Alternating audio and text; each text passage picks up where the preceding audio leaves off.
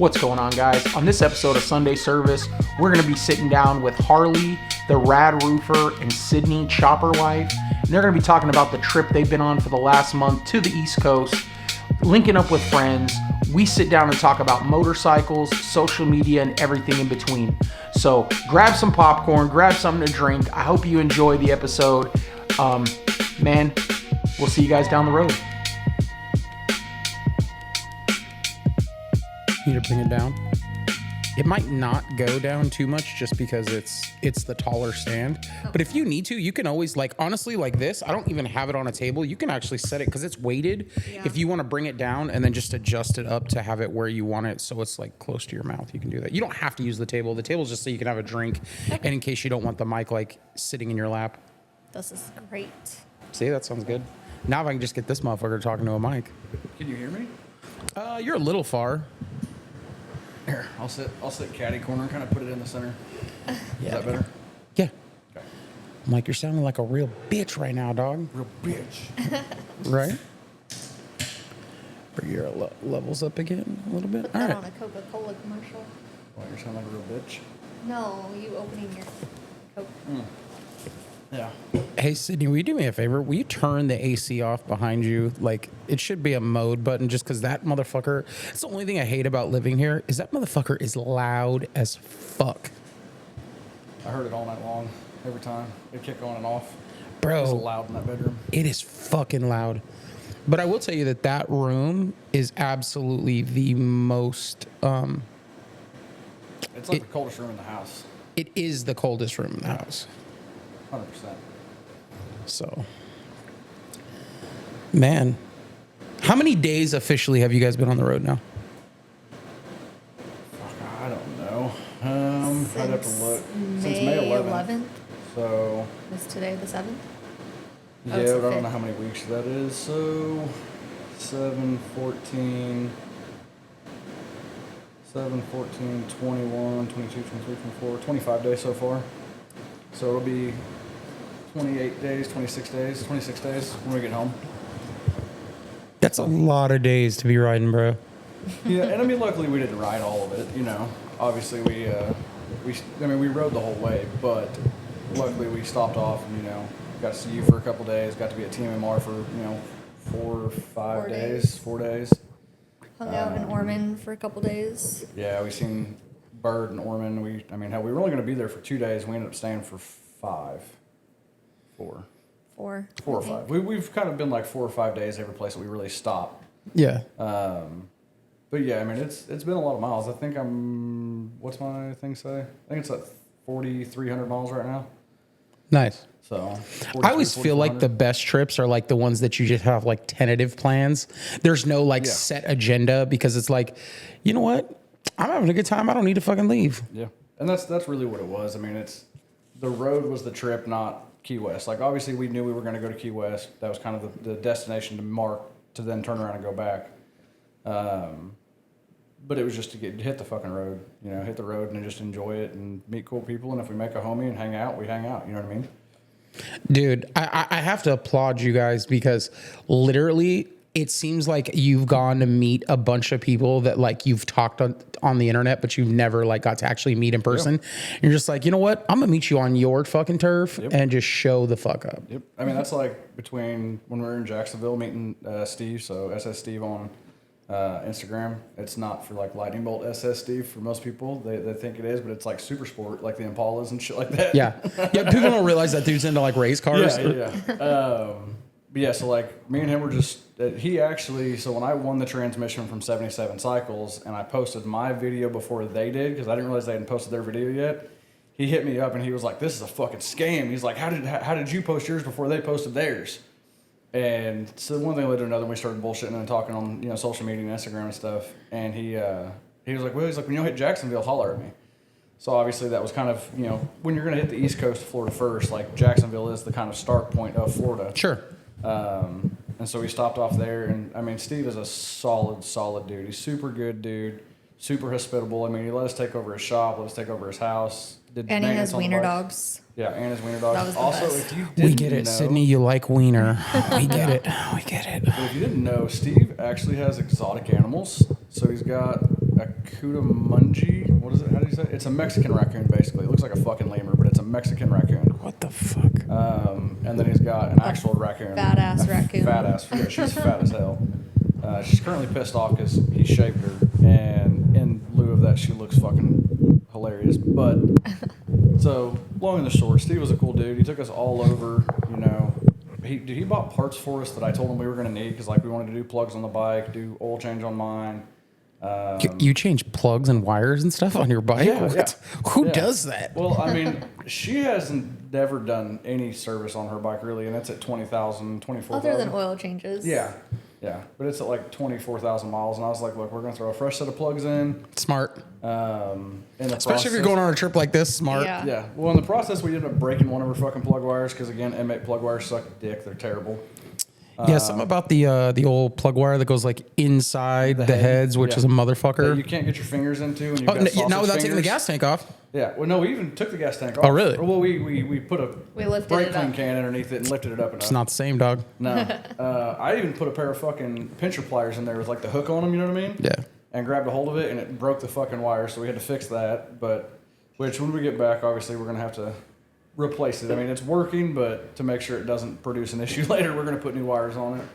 But yeah, long and short, I mean, he had parts there ready for us, so super awesome dude. He's actually going to go to Born Free, Texas this year as well, so we're going to hang out with him in Born Free, Texas. But yeah, we met up with a lot of people that we've conversated with in social medias and, you know, that have shared our stuff and talked about stuff with us. And Sure. It's really awesome because that's what this community is about for us. For me specifically, that's what it's about. You know, it's the grassroots, the brotherhood, the fellowship of riding motorcycles together, making memories, and just being fucking idiots, honestly. So That's cool. Sydney, how did you feel just like being the person that shows up? Because you're a little bit, I've known you a little bit longer than I've known Harley, and you've Yeah. always been like kind of reserved a little bit. So like, was it a little different to be like, all right, bet we're here. We out here. Well, all of the connections are mainly because of him. Like meeting up with Brad at TMMR was because of me, but then he continued the conversation because I'm just like, I just wanted to see your dog, but Right. we'll come camp with you and thanks, and I don't want to step on your toes, but Right. I'm here to pet your dog. Yeah. And I don't know if you know this, but I date a social butterfly that just Yeah. makes friends with everybody. Yeah. Hey, you're the same way, homie. You Bro, can't- I'm you not. can't- I you can't even say it. I'm not even hating. That's my wife. She gets so fucking mad. Like, I'll tell him like, "Hey, we're gonna get ready to leave in a minute." She's like, "No, we're not. Yep, that's her. I've You literally got told her. 45 more motherfuckers that you're gonna talk to before you even think about walking out of here. What are you talking about?" Yep. Yeah, Unless she's been definitely drinking. If us. she's been drinking, it's me trying to drag her out of the fucking wherever we're at. She's a social butterfly when she starts drinking. That is true. I do remember that I have heard the story that you get a little crazy at strip clubs, and then I do remember at one point one of the weekend runs. I remember all of a sudden I was like, "Why are these chicks in their bras?" Oh yeah. Yep. Right? So like, I'm like, all right, well, I guess alcohol just makes Sydney come out of her shell, and then she's just like, fuck it. Until the next day, and then she hates herself. Yeah. Well, I mean, here's the thing. There's a reason why I only drink like 3 times a year. Yeah. Yep. And I'm the type of guy, like, I'll go out and I'll drink. We can go party and I'll drink, but I drink beer all night long. I don't drink liquor. Like, we can drink beer. I That can was ride my home. mistake. I can have a comfortable evening. Ooh. And she's like, straight to the fucking, what do you drink? Crown apple and cranberry. Yeah, crown apple and cranberries. Yeah. And she'll be 5 in, and I'm like, honey, I've had 5 beers, and you've had 5 fucking, devils of crown apple and cranberry at this point. Like, it's quick. It happens. So for me, like, I'll drink a beer here once in a while. Like, I'll go to bike night. I might have a beer with a friend. Yeah. But like, if I'm gonna drink and have a night drinking, it's a wrap, dude. We're going right for the Jaeger bombs right away. It's Jaeger bombs and then beers in between Jaeger bombs. And the problem is, I handle it really well because I'm, the size of fucking Shrek. So I can take all that alcohol. I just feel like straight dog shit the next day. Yep. Yeah. And then I usually ride home semi-sober Yep. because we usually stuck it up early. allegedly you do that, Allegedly you ride home semi-sober. Look, if an officer stops me, I am absolutely sober. Stone cold. Absolutely. 100%. That's where I just pull out my WP, my white privilege card, and go. Well, so I'm going to be honest with you. All my friends know this, and it kind of works to my favor. My wife works for a PD department. She's not a cop, but she works for a PD department. Clarify. Because of that, all of our vehicles are registered to both of us. So anytime a cop runs my plate, It comes back as your wife's. it comes back as being law enforcement. It doesn't delineate whether she's a cop or works at a department. So like there's been times where I've been with homies and we're like splitting lanes. Like my birthday one year, we were on our way to Leona's and there was like 5 of us. Riley was there. My buddy that lives out in North Carolina now was there. A couple of people from DFW. And we split these lanes, a 2-lane road. Like, so you got oncoming traffic and like traffic you're flowing with. Mm-hmm. We split this fucking lane. And as we're coming over the hill, we split it with the lane with the state trooper. This fucker flipped back around, pulled us over. And he's like, I know you guys are just having fun. I'm going to go ahead and let you guys go. Just slow down and be careful. And I know without that fucking license plate, that shit's not happening. Yeah. I get pulled over, I'm going straight to fucking jail. But I look like a felon too, bro, so yeah. It doesn't help. Yeah, you might get profiled, dog. Yeah. You might get a little profiled profile all the time. And I tell people, I'm like, y'all don't realize, but I've never been locked up. Like I'm the difference in my family because everybody in my family's been locked up. So, okay, so I will tell you this from my experiences of my previous work. I would tell that you haven't been locked up because one, you don't have enough black and gray. You have too much color and your ink is way too, yeah.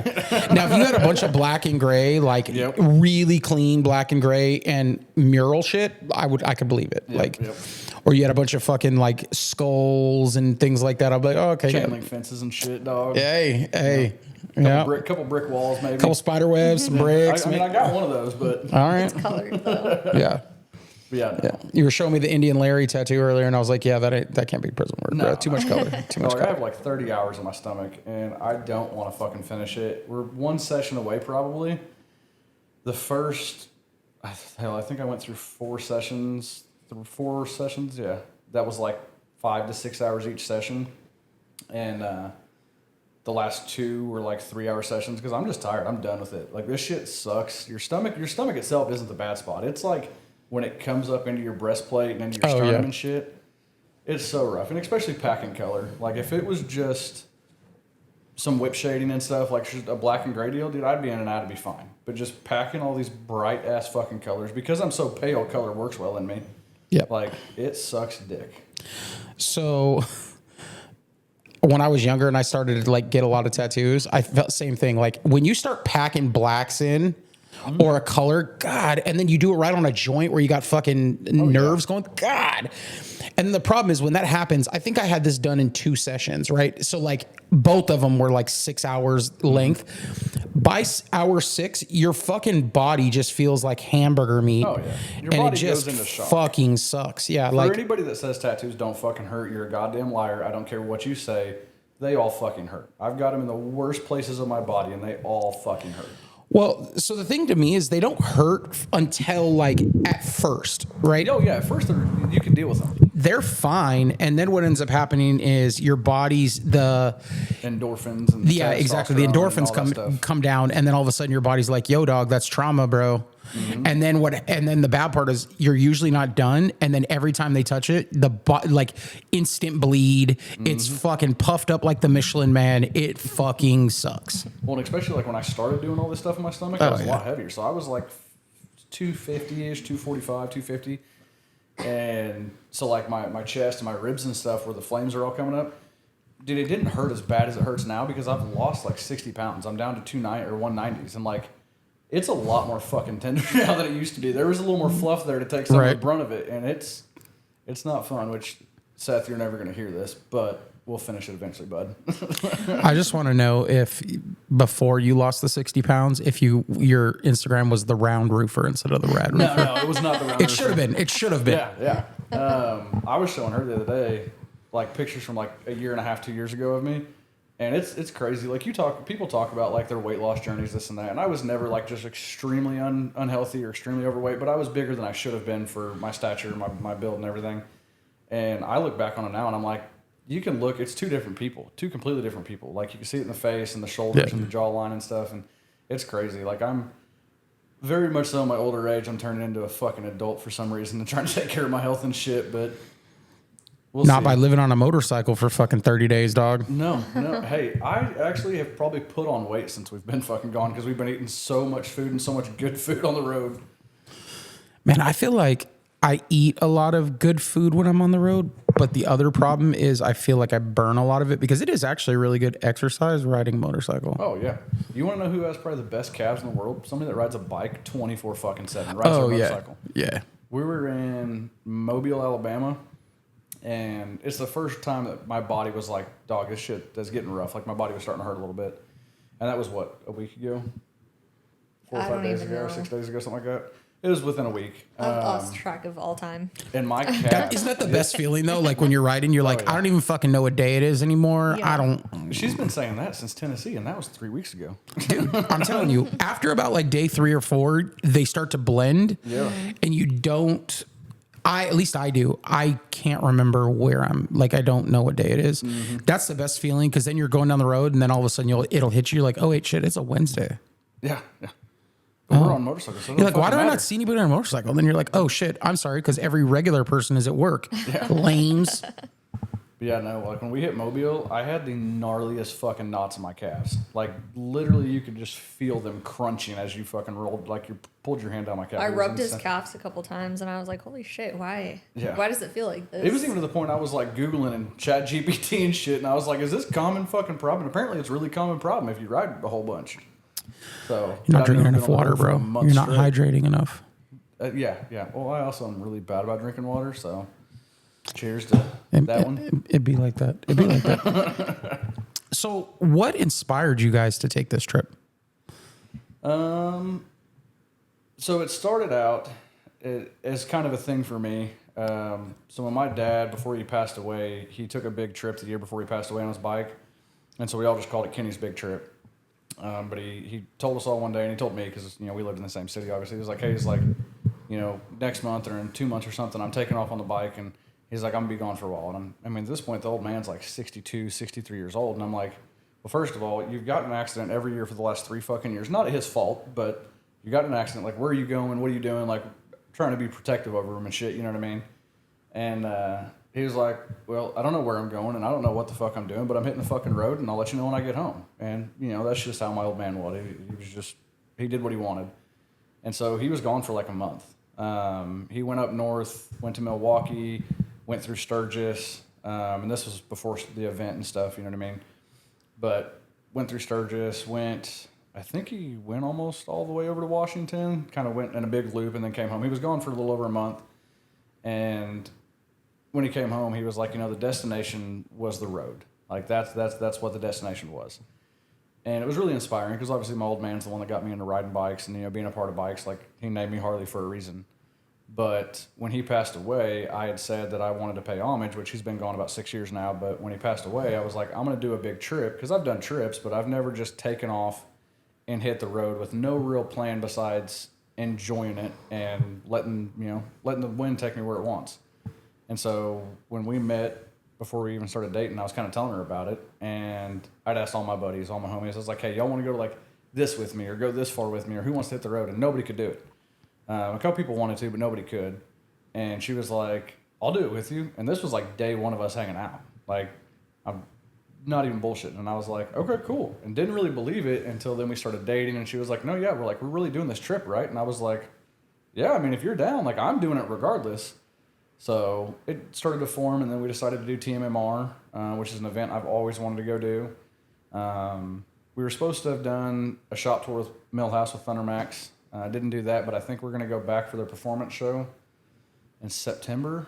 Oh, yeah, because they moved the performance throwdown, right? Yeah, I think it's in September. I think it's like the second week of September. But I think we're going to go back and do some more, you know, collaborating on some stuff together. Millhouse is family to us now. I mean, when we were at Team MR, it wasn't hey, come by, have a beer with us. It was like, dude, here's the cooler, drink what you want, eat what you want. We're doing steaks tonight. We're doing burritos this day. Like, that dude is as solid as they come. If you've never got a chance to sit down and have a conversation with him, which I know you have, but for anybody listening, if you've never sat down and had a conversation with that dude, sit down, pick his brain, ask him about life. Like, he's experienced everything there is to experience in this industry. And oh yeah, when it comes to motorcycles, that dude has done just about everything. yeah, and he's I will tell solid. you as a fun fact, we were talking about barbecue earlier. Millhouse, before he became Slim House, ate his last like good meal with me. I took him to barbecue in Fort Worth. I took him to barbecue, and then the next day he left and went to do his thing. Yeah. Yep. Yeah. Well, Millhouse, if you're listening, you're gonna have to take us to eat some good barbecue in Tennessee when we come back. So. Bro, so you're gonna have to. You are gonna have to like if you want to know like if you need to check my street cred when it comes to barbecue, ask Slim House. Yep, Slim House. Your boy His will tell name's you. about to change because in my phone he's Millie, so it's about to change to like Slimmy. Right? That's Slim Thug, dog. Yeah, that's what's up. But yeah, so I mean, that's what the trip was though. It was just hitting the road and paying a little homage to my old man. And it kind of just worked out because my contract was ending about the time that he wanted to go. So I was like, cool, I just will not have a job and I'll come back hopefully to a job. And it worked out. I have a job when I get back, but You're a fucking traveling nurse. You guys are never not having a job. yeah. Well, now she's a staff nurse. Yeah. That's why I'm just moving everything to Oklahoma and Hide the money, y'all. There's poor people around. Yep. So. Okay, so how did he convince you to be like, yeah, fuck it, let's just go live on a bike as gypsies for a month? he didn't really have to do any convincing. I was like, he brought it up and I was like, let's do it. My contract ends in May and I'll find a job after we get back. So however long we need. And, She was the one that really was like, I'll just figure it out. And I was like, okay. Which, I mean, like... My biggest thing was my dogs, though, trying to figure out what to do with them. Yeah. And Sydney and the fucking emotionally wiener. letting Sydney go and for a the month. wiener. Loving them Devin's dogs. about to change your name in his phone to Sydney the Wiener Lover. Between, would you say Mitch? Who was the guy that you had to meet at TMMR? Oh, Brad. Roy. Brad. Yeah. Between Roy Brad's Rowan. dog, male or female? Male. Yep. was gonna Mufasa. I was going to say bitches and wieners. That's what Sydney's all It's about. just all Bitches about and wieners. dog. And she loves glizzy, so... Yeah. Dude, so have you I seen never got one at TMMR, though. Have you seen the Actually sad. Instagram page? The man, I'm gonna have to pull it up now. The glizzy fucking page. Yes, I saw the other Bro. day. I didn't go to it, but I seen it pop up in the should you follow or whatever. We don't know who runs it, but that shit is hilarious. All of a sudden, you'll just randomly be tagged, and you'll see or somebody you know will see you, and they'll just send it to you, and it's you like doing some motorcycle shit, and somehow a glizzy's made it in your hand, and you're just doing wild shit. That's Well, hilarious. this is how much she likes glizzies. Is when she's scrolling her Instagram feed, literally like 3 days ago this happened.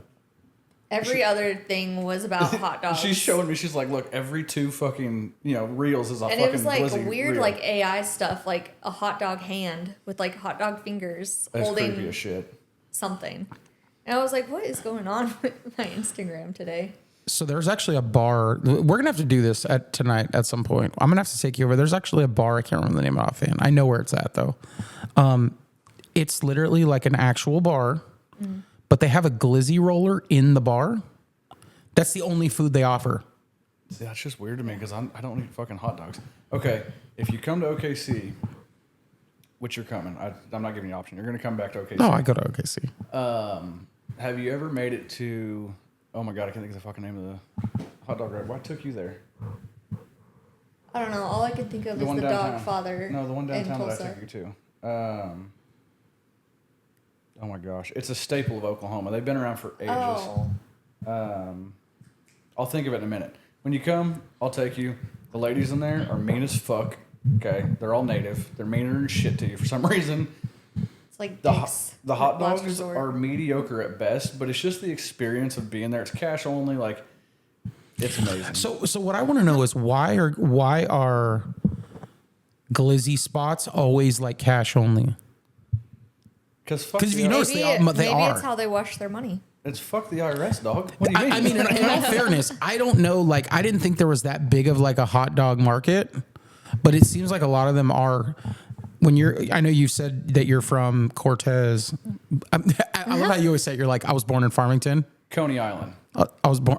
I've heard of there. Yeah, see, I know I've heard of that place because there's one in OKC and then I think one in Tulsa. There's a couple in Tulsa, Yeah. but the original, spot. the OG spot is in OKC. Been there since like 1937. Yeah, don't they do like chili dogs and shit there? Yep, chili That's dogs. You can get that's what- spaghetti. Their spaghetti's pretty fucking fire. I've heard that. And like I said, the hot dogs are mediocre. Like what you're getting is mediocre, but it's the experience of it. You know what I mean? Yeah. It's just it's a good spot right on Capitol Hill. Dude, so the reason why I bring this up is next time or when you go to get your wiener and you go through Albuquerque, Yeah. you need to go to the doghouse. The doghouse. Have you ever seen Breaking Bad? Yeah. The doghouse is on Breaking Bad. Oh. Oh shit! I know what you're talking. Yeah, It's on Central. That's where he was slinging dope. He was slinging dope at out of the doghouse all night. That's funny. I'm about to As look we it up. rolled through And it's Albuquerque, literally the mascot is literally it's a wiener dog.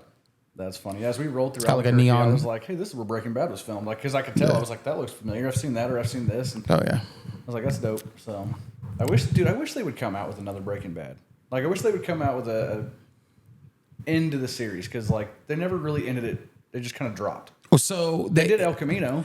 I didn't like El Camino. I didn't either, but like, so you have to figure out what happens with Heisenberg, and you don't really know. He just disappears into the woods. Right. Something had to happen. You can't just make all that money and then just disappear. So I will say this: I was watching it for a while. I didn't like how they ended it. I was digging Better Call Saul. See, I never got into Better Call Saul. I wasn't Oh, a dude, fan. that shit's sick. But it was weird the way they did it because it was always like, it was like Quentin Tarantino. It would start off as like a scene that wasn't what the episode Yes. was about. And it was like, I don't get what's going on. Like, are we confusing, talking yeah. in the future? Are we in the past? Like, what are we doing? that's I don't know what Sydney said when we were riding. I don't know what to do with my hands right now. Yeah. Dude, I don't know why. That's like fucking half the stuff on Instagram nowadays. I hate it. I hate when people put that like, you know, they put an image on their reel and it's nothing associated with their reel, and then you watch it and you're like, where's the fucking image? Like it was some dude doing a dank ass fucking hand scrape wheelie or something, and then it's and nothing to do with that. Like clickbait, it's dog. that clickbait, and I hate that shit. Yeah. Yeah, that's that clickbait shit. Like, and it's the stuff that gets a million fucking views and this and that. And I'm like, man, I don't understand that mentality because you know me and you have talked a million times. I just want to make cool content that I am happy with. That describe what the fuck is that? That's my work phone.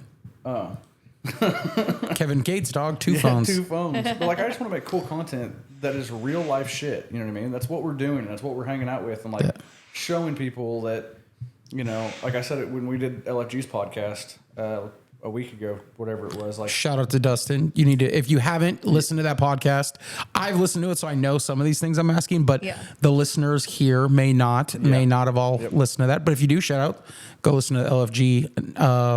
LFG 1904. Yeah, it's 1904. I want to say 1706, but that's actually Albuquerque. It's 1904. shirt right here, okay? Hey, dog. But yeah, so like Dustin, you know, when he hit us up, there's a lot of people in this industry and in this scene that like you would think are just these humongous companies and corporations and stuff, even parts manufacturers and stuff. When people see some of these guys out, they don't have to be nervous. Go up, shake their hand, say something like, Dog, Dustin is one dude in his garage. in his fucking hot ass Sweat. garage. Really? Coast to coast. Yeah, we were sitting there sweating our asses off. We got rained on for 30 minutes probably Yeah. on the way there. Right before I'm we got literally there. sitting in his shop. It was filmed. It was actually a film podcast. I saw but that. because it wasn't like it was trying to fit both of us in there, and I'm sitting there barefoot because I was drenched. Like it just didn't work out that we posted the video, but. Like that dude puts in work in a hot ass shop, makes some dope ass, and he makes all the shirts. Like he doesn't push it out. Yeah. He has all the equipment there. Like if you like, you know, the stuff that he makes, I'm not gonna tell you just go buy stuff, but if you like it, dude, go support that dude, Bro. 100%. Not only just that, he's doing his own stuff, and then he runs 1904 print shop. Yes, that does and other people's prints stuff. other people's shit. Yes, Yeah. but he's a real one. I mean, he's Oh yeah. the homies that support homies, and you guys have all heard me say it. If you follow my page or you know her page, you've seen my stories where I do it. But like I'm a big proponent of homies supporting homies and buying your homies shit, as opposed to going and buying the cheap Temu part or the fucking expensive ass part from, you know, even if it's from J&P Cycles or fucking Nest. Call your homies that have shops and buy it from them because you're gonna get it for the same fucking price. They may even give you a $5, $10, $20 discount. It may be $5, $10, or $20 more, but your homie gets to make something off of it at that point. Like. Go support your homies, especially if you like the gear they make. So when I was in the automotive industry in my 20s, I went through that a lot where people would come in, they'd be like, well, I could buy this cheaper online. And I would tell them, you know what, you probably can. But you know what the difference is? When you buy online, you're buying from some dude that's sitting in his underwear at his fucking house and he's drop shipping something. Yes. And when it comes in wrong or it's boxed wrong, then you get to deal with trying to get an RMA and then fucking with getting, and they're not going to send you a new one. You're going to charge another one and then hope you get charged back on yours. Yep. When you pay the extra premium, what is your time worth is what I would tell people. What is your time worth? You come in here, you give me a deposit. You're not even paying for the whole part.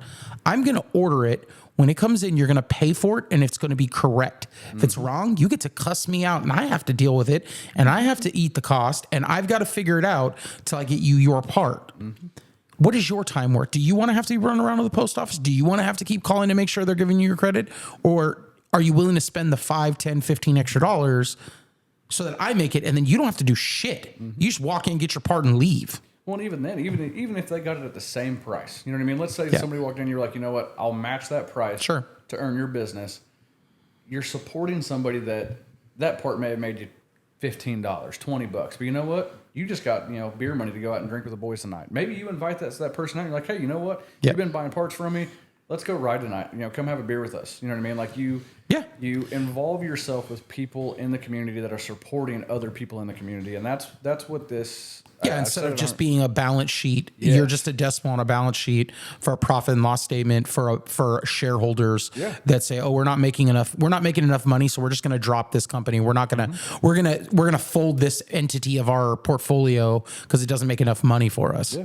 I mean, take Speed Dealer for instance, right? It's a small company. It's not a humongous, massive company. People think that that. I mean, their swing arms, their subframes and everything they make, those are high dollar, super nice quality components that you would think comes out of $1 billion fucking manufacturing facility, and it's literally a badass fucking shop in downtown Joplin. That's like, I mean, what do you think that building is? So they actually have, you have Speed Dealer, the manufacturing plant. It's outside of Joplin. And then he's literally, House of Speed is Frank's passion project for motorcycles that they're making into like a retail arm, because what most people don't know is Speed Dealer actually carries things other than just their own parts.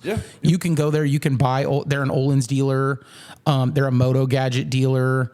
They like really high-end specialty parts. They carry them. You just have to ask them. They carry Lapera. They can do custom Lapera orders.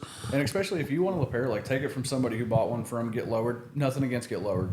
But when I bought my custom Lapera from them, I specifically said that I wanted the gold stitching on the sill plate to say Lapera.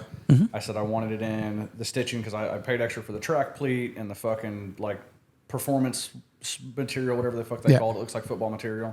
But I wanted all gold stitching, and I got it, and it didn't have gold stitching anywhere except for the sill plate. And I got in contact with them. They were like, oh, well, that's the only option that we offer. And I'm like, that's not what it said on the website. And I'm not saying anything bad about them. Get Lowered, took care of me. But if I'd have done it, you felt disappointed because it wasn't exactly what you wanted. And if I'd got a hold of Megan or anybody over at fucking Speed Dealer, they'd have been like, "Oh no, we got to fix this right now," because they would have done it exactly how I asked them to do it originally. Oh yeah. But yeah, so again, it's homies supporting homies, and that's what I've always been about. That's what this industry should be about. I mean, you got to stop thinking you're in competition with everybody. Dustin said it the greatest. You're really in competition with yourself. Like there's enough money to go around in the industry, like. The backbiting and the shit talking and the like, I've never fucked with that.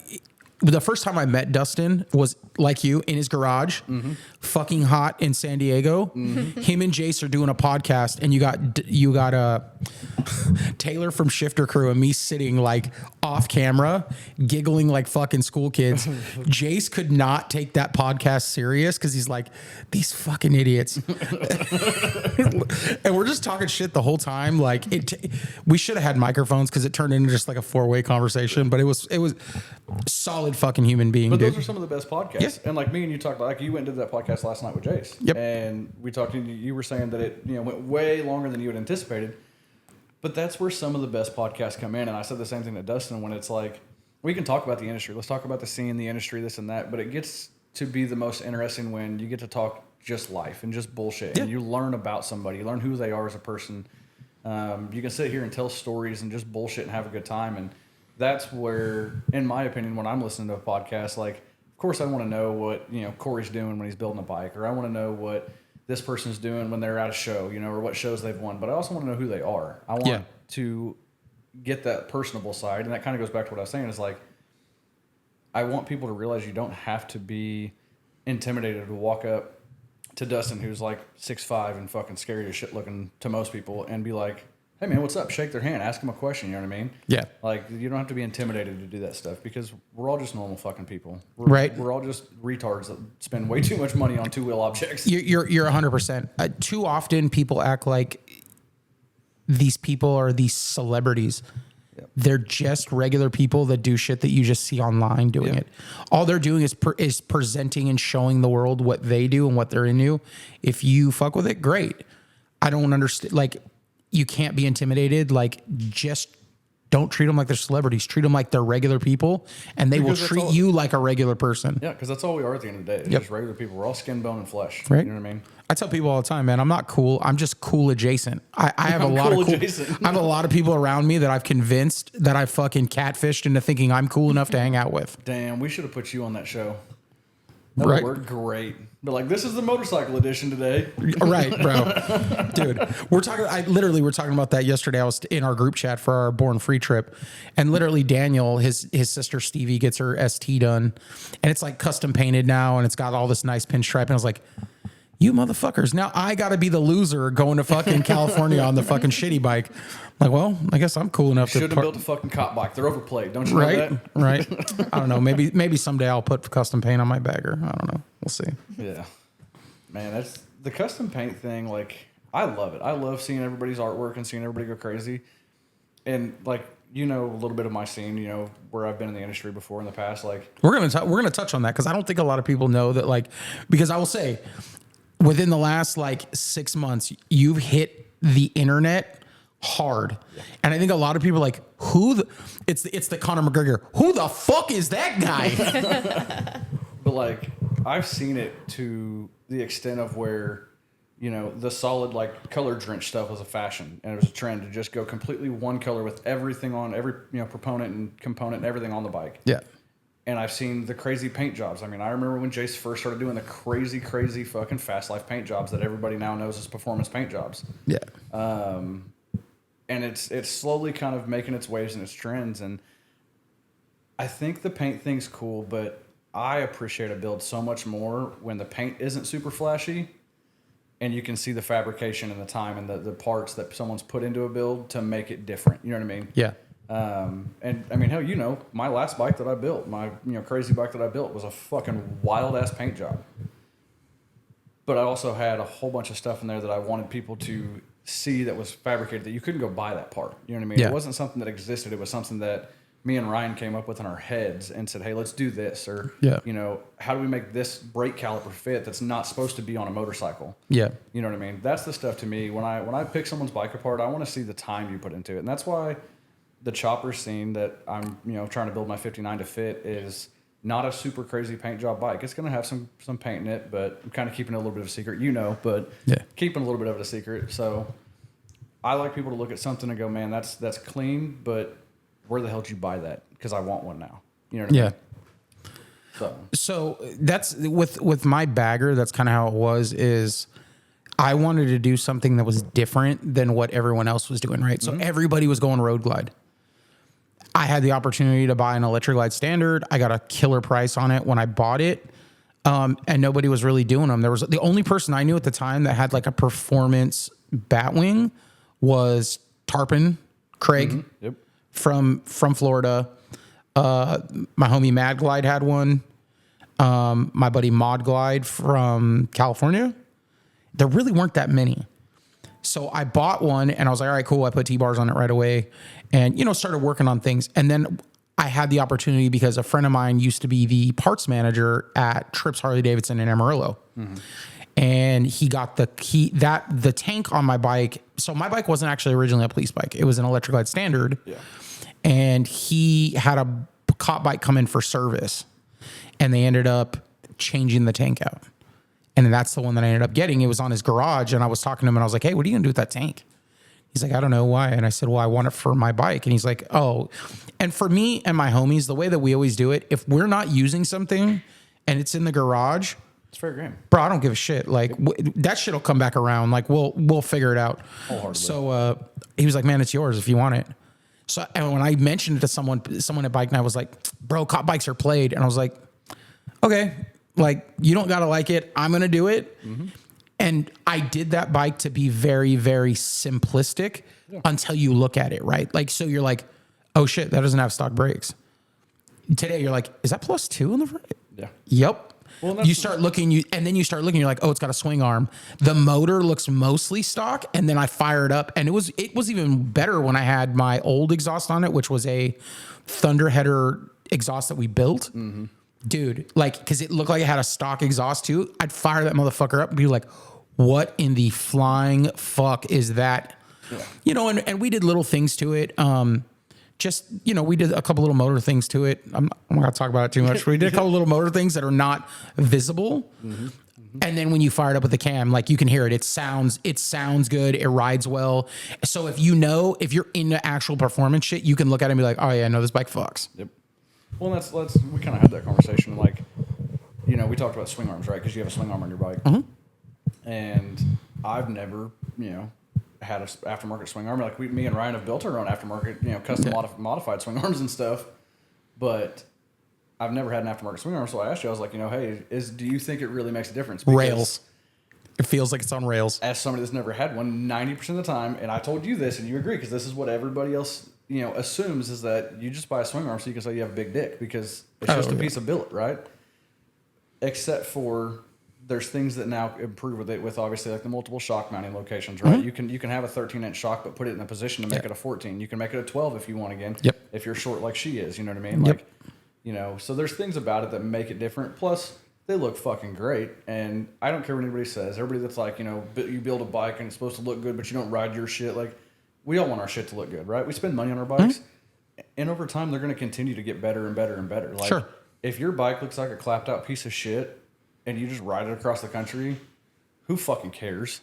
Like, cool, you rode across the country, but like, put some money in your bike too and make it look good, because we all take pride in that. You know what I mean? Yeah, you should take pride in your bike, right? Like you should actually put some effort to make it not be a clap piece of shit. Yeah. If every time you get on your bike and you're going to go travel, you got to worry about, okay, I'll say this. If it's a running joke every time you go somewhere, someone has to come get you on a trailer, dog. You get right with your life, bro. You need to either buy another bike or get out of bike, or like I know you want to invest and you want to have a good time and enjoy the trip, like, so you save money for that, but you've got to be able to manage it also. Well, I mean, hell, look at mine. Like, mine's a 23, and I mean, I bought that bike with 3,000 miles on it. It's got 17 or 18,000 miles on it now. I bought it last year, and like on this trip alone, I've blown fork seals. I nipped a fucking base gasket in Tennessee, leaving Tennessee. Like, stuff's gonna happen. Your bikes are gonna have problems. That's road tripping. You know what I mean? I had to put a tire on it. The fucking primary is howling like it's a Pro Charger bike now, so I don't know what that's about, but we'll figure that out. They're Harleys, so yeah, of course something's gonna break. Yeah, but you know what I mean. And like, it's another turn the cardo up louder, you'll be fine. Turn your cardo up, yeah. Dude, that's what's wild though, is like when we're back home, because we have comms, but when we're back home, we're both listening to our music, talking back and forth a little bit here and there. I don't think we've turned our fucking music on, but maybe once or twice in a month. It really has been really awesome to just listen to the road, and you get to, especially with your spouse, but you get to really just have conversations that you wouldn't normally have, because you're stuck in each other's fucking head for 8 hours a day. Right. Yeah, so you get to just really talk about stuff and talk about life, and it's a cool fucking thing. You know what I mean? So how have you enjoyed the last 30 days of powder kegging, where it's like you're either going to like figure out if it works or learn real quick, hate this motherfucker. I thought that's how this would turn out. Oh I mean, that's a good way to handle it. Like, that's a good way to figure out right away if you're wasting your time. We're going to spend 30 days talking in our helmets on the road, miserable. And I say that because as much fun as it is to ride motorcycles, riding as long as you are and through the conditions you are, you have every excuse to quit. Mm-hmm. Because you don't is what makes it more thrilling and makes you enjoy it more. Oh, 100%, yeah. So like me and Jason have talked about this quite a bit. The trips where the weather was great, everything was perfect, those are never the trips that you remember. Those are the ones you talk about. They just end up in the memory bank. You're like, oh yeah, that was a good trip, right? It's the adversity, and that's why I think people that were in the military love motorcycles so much, because that adversity and overcoming that adversity is what makes you bond with that person. Oh yeah, man, you remember when we fucking broke down in the middle of nowhere?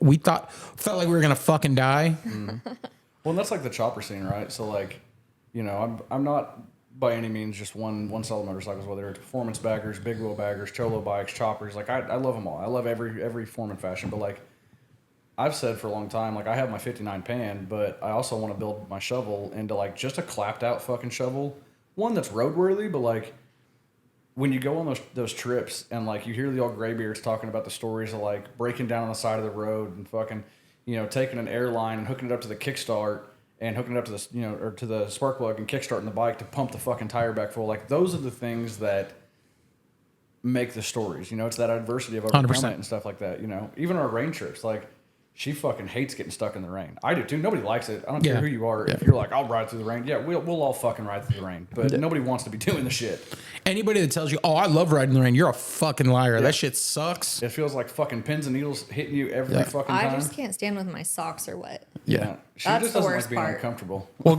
I mean, you know my medical situation. I can't fuck with like wet socks because my foot gets fucked up. It's a bad problem. Like, dude, I don't like that. And then the other thing is, man, and then it just gets sketchy, bro. Like, look, I'm sure, I don't know what tires you guys run. Everybody that's my friend is going to fucking tell me, well, if you got cruise tech, you wouldn't have that problem. She has cruise tech.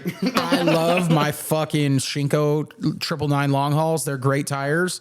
They do everything I need them to do on dry fucking roads. They're not terrible in the rain, but they certainly are not fucking great. Dog, I run all fucking just bagger takeoffs. Mine are always hard as fuck, and like I get what you're saying. Stunt boy problems. That's what that is. Stunt boy problems. Mine are fucked. Well, I'm not fucking investing in tires because I'm gonna be doing rolling burnouts anyways. I invest in front tires. I had to buy one on this trip. I didn't want to. I was gonna keep running it, but did I ever show you the photo of how bad it got? It was de-lambed. Like it was starting to just lift. Even the stunt guys were like, bro, you need to change that tire. Like all the homies were like, buddy, you got to change this. And I'm like, it's fine. They're like, you're in Ormond Speed. Just buy a fucking tire from him. It's fine. Yeah. But yeah. I can't say anything. I told you earlier, I don't fucking check my tire pressure like I should. Today I noticed my tire pressure was a little bit low just by like how it felt squishy. Yeah. Well, so the thing is, like the first time I'll rip a corner. That's why as soon as you saw me jump on and we left, I hit this S curve and I went fast because I'll know as soon as I throw the bike over to the side if it's squishy or not. Yeah. If I'm like, that gave me a little bit more squat than I wanted it to, or when you come out of a turn. So as soon as you go to lean the bike over on a bat wing, if the front tire is low, it's going to feel like it wants to fall away. Yep. Yes. Yeah. So I'm like, okay, so it's a little low. It's not terrible. That's why you saw me push on it when we were at Strokers. Hey, I was like, that first fucking corner though, that whole S curve thing, that thing's fun as hell. Like, bro, I was telling her, I was like, all right, slow down a little bit because when you passed that car, and she was like, oh, Devin's going to ride fast. And I was like, yeah. So I rip around and I'm telling her in the comms because of course, like, again, like I said it on Dustin. So if anybody's listening, her Dustin's like, this chick is badass. She'll get it. She will chase. Literally, we were doing 100 mile an hour all through Dallas traffic, splitting lanes, shoulders, and everything. She'll get it. But whenever we were hitting that first curve, I went around and I was like, hey, this is a sharp corner. Like, slow down. Because, like, my biggest fear is I know I can take the corner.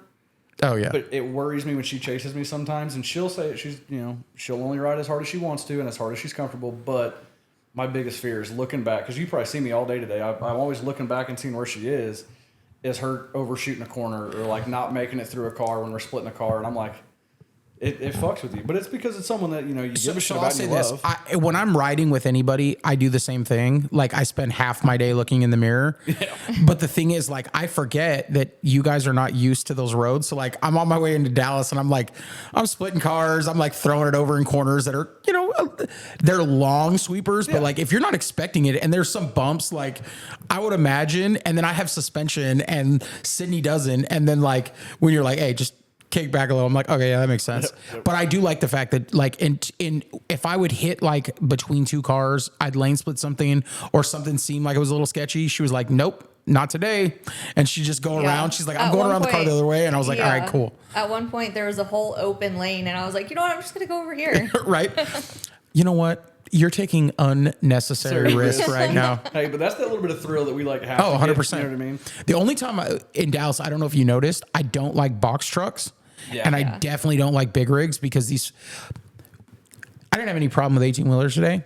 The one that was getting me, these motherfuckers in dualies do not pay attention. No, that one guy. Dude, there was a couple of them that's why every time we'd come up to a dually, I was like, I want to make sure this motherfucker's not on his phone because with those big ass fenders, if he moves over, it's going to get real bad. Yeah. And I know when I'm with a group, it's different than me like just shooting through because once you shoot through, they kind of panic a little and I've got you guys behind me. So I'm like, all right, let me do this. That's why I was like, at some of those times, I was like, you know what? I would probably like lane split that, but I was like, you know what? There's a perfectly good shoulder. Let's just make this easy. Well, that's where like, because at first I was riding right behind you and I was just following you, but that's where it got to the point that I noticed it was hard for her to kind of make the window, which there was a window that we would have taken, but most people wouldn't have taken it. You know what I mean? 100%. And I don't fault her for that by any means, but there was a couple times where she'd get stuck back or we would both get stuck back because I knew she wouldn't go. Yeah. And so I'd wait a second. And I just slow down and it's like, okay, cool, we'll catch up. But that's why I flipped it and I was like, I told her in the comms, I said, hey, you get in front of me. I said, you just chase Devin. I'll make a fucking window. I don't give a shit. Yeah. I'll bully somebody out of the way. It doesn't bother me. How many times you hear me hit the limiter today? Right. Way too many, probably. But yeah, I mean, the riding out here, I love that you ride that way. You know what I mean? Because we don't get that all the time back home. And oh no, but you guys also don't have highways to do that kind of shit like all the time like that. Well, I mean, like the first time we ever met, you probably heard it on Dustin's show. Like she was lane splitting with me at 110 down I-40, and I was like, I'm in fucking love with this chick. Like, what the fuck? This is insane. And now she's really got to experience a lot of it over there, especially over this last month, because we've done a lot of shoulder hit and a lot of lane split and stuff like that. Because I won't sit in traffic. That's the most, me and you had this conversation earlier, it's the most dangerous place for you to be is just sitting in fucking traffic because people don't pay attention. It may not be the guy behind us, but it could be the dude 3 cars back that's not paying attention that smokes that car at 80 miles an hour and shoves 4 cars into us. You know what I mean? Exactly. Statistically, that's actually where you get hit the most on a motorcycle is in stop and go traffic, because what happens is people get comfortable and then they start looking at their phone and all they see is the car in front of them has moved and they don't see you. Yep. And they roll forward or they start going on the gas and then they forget you're there because you're blended in. And it's not necessarily like the drivers, I'm not trying to make an excuse, but it's not necessarily their fault, because what happens is your brain is processing what it sees very quickly. Yeah. That's why I'm very cautious when I ride and I'm paying attention to people. When people get hit a lot of times by a car that pulls out in front of them, the reason why you got hit is because the person glanced, they saw your lights or they saw you, and their brain processed it as that is a car based on the size of it. Its distance is this far. Yep. They don't realize that's a motorcycle and you're way closer. Yep. So then they go to pull out, and that's why they would say, "Oh my God, I didn't see you." Yep. No. They thought you were. It's not because then right away most people's defense is, "How the fuck did you not see me? Like my lights are on." Like. It's because their brain, and they don't even recognize it. Their brain registered that's a car and it's like 100 yards away, rather than, oh shit, that's a motorcycle 100 feet away. Yeah. Well, and I've told her before, and I've told a lot of people, if we're riding and somebody cuts us off, right? If they apologize and they give you that whole like, oh my God, I'm so sorry I didn't see you, and they wave at you and they're like, I'm sorry, dude, I'm not even mad anymore. Like, and I may look at you and be like, dude, if you're on your phone, I may yell at you, be like, get off your fucking phone, but I'm not going to scream and be just a complete dick to you. It's the people that we experienced it coming out of Tyler, Texas, coming here, yesterday. Yeah. That this lady's on her fucking phone. She's driving on, some minivan, a Pacifica or some shit. I don't know what it was, but paper tag. And I can see her when we're behind her. She's on her phone. She cut us off at first. Yeah. Well, she was in front of us at first. She was over here in this, right lane. We're in the left lane. No, she came over and cut us off. Yeah, because we were in the left lane. So she could get in front of the truck that we were about to pass. Yeah, but we left a window, whatever. And I always leave a little bit of a window, especially when we're in unfamiliar roads, because I don't know how fast they're going to curve or somebody's going to slam on their brakes. But the window wasn't there for a car. There was just enough room for maybe a car to squeeze in, but they'd have been 10 feet from my front wheel and then 2 or 3 feet from the car in front of them. And I told her, I said, this stupid bitch, she's about to try to fucking come over, and here she goes, squeezing her way over, and I'm speeding up, and she cuts us off anyway.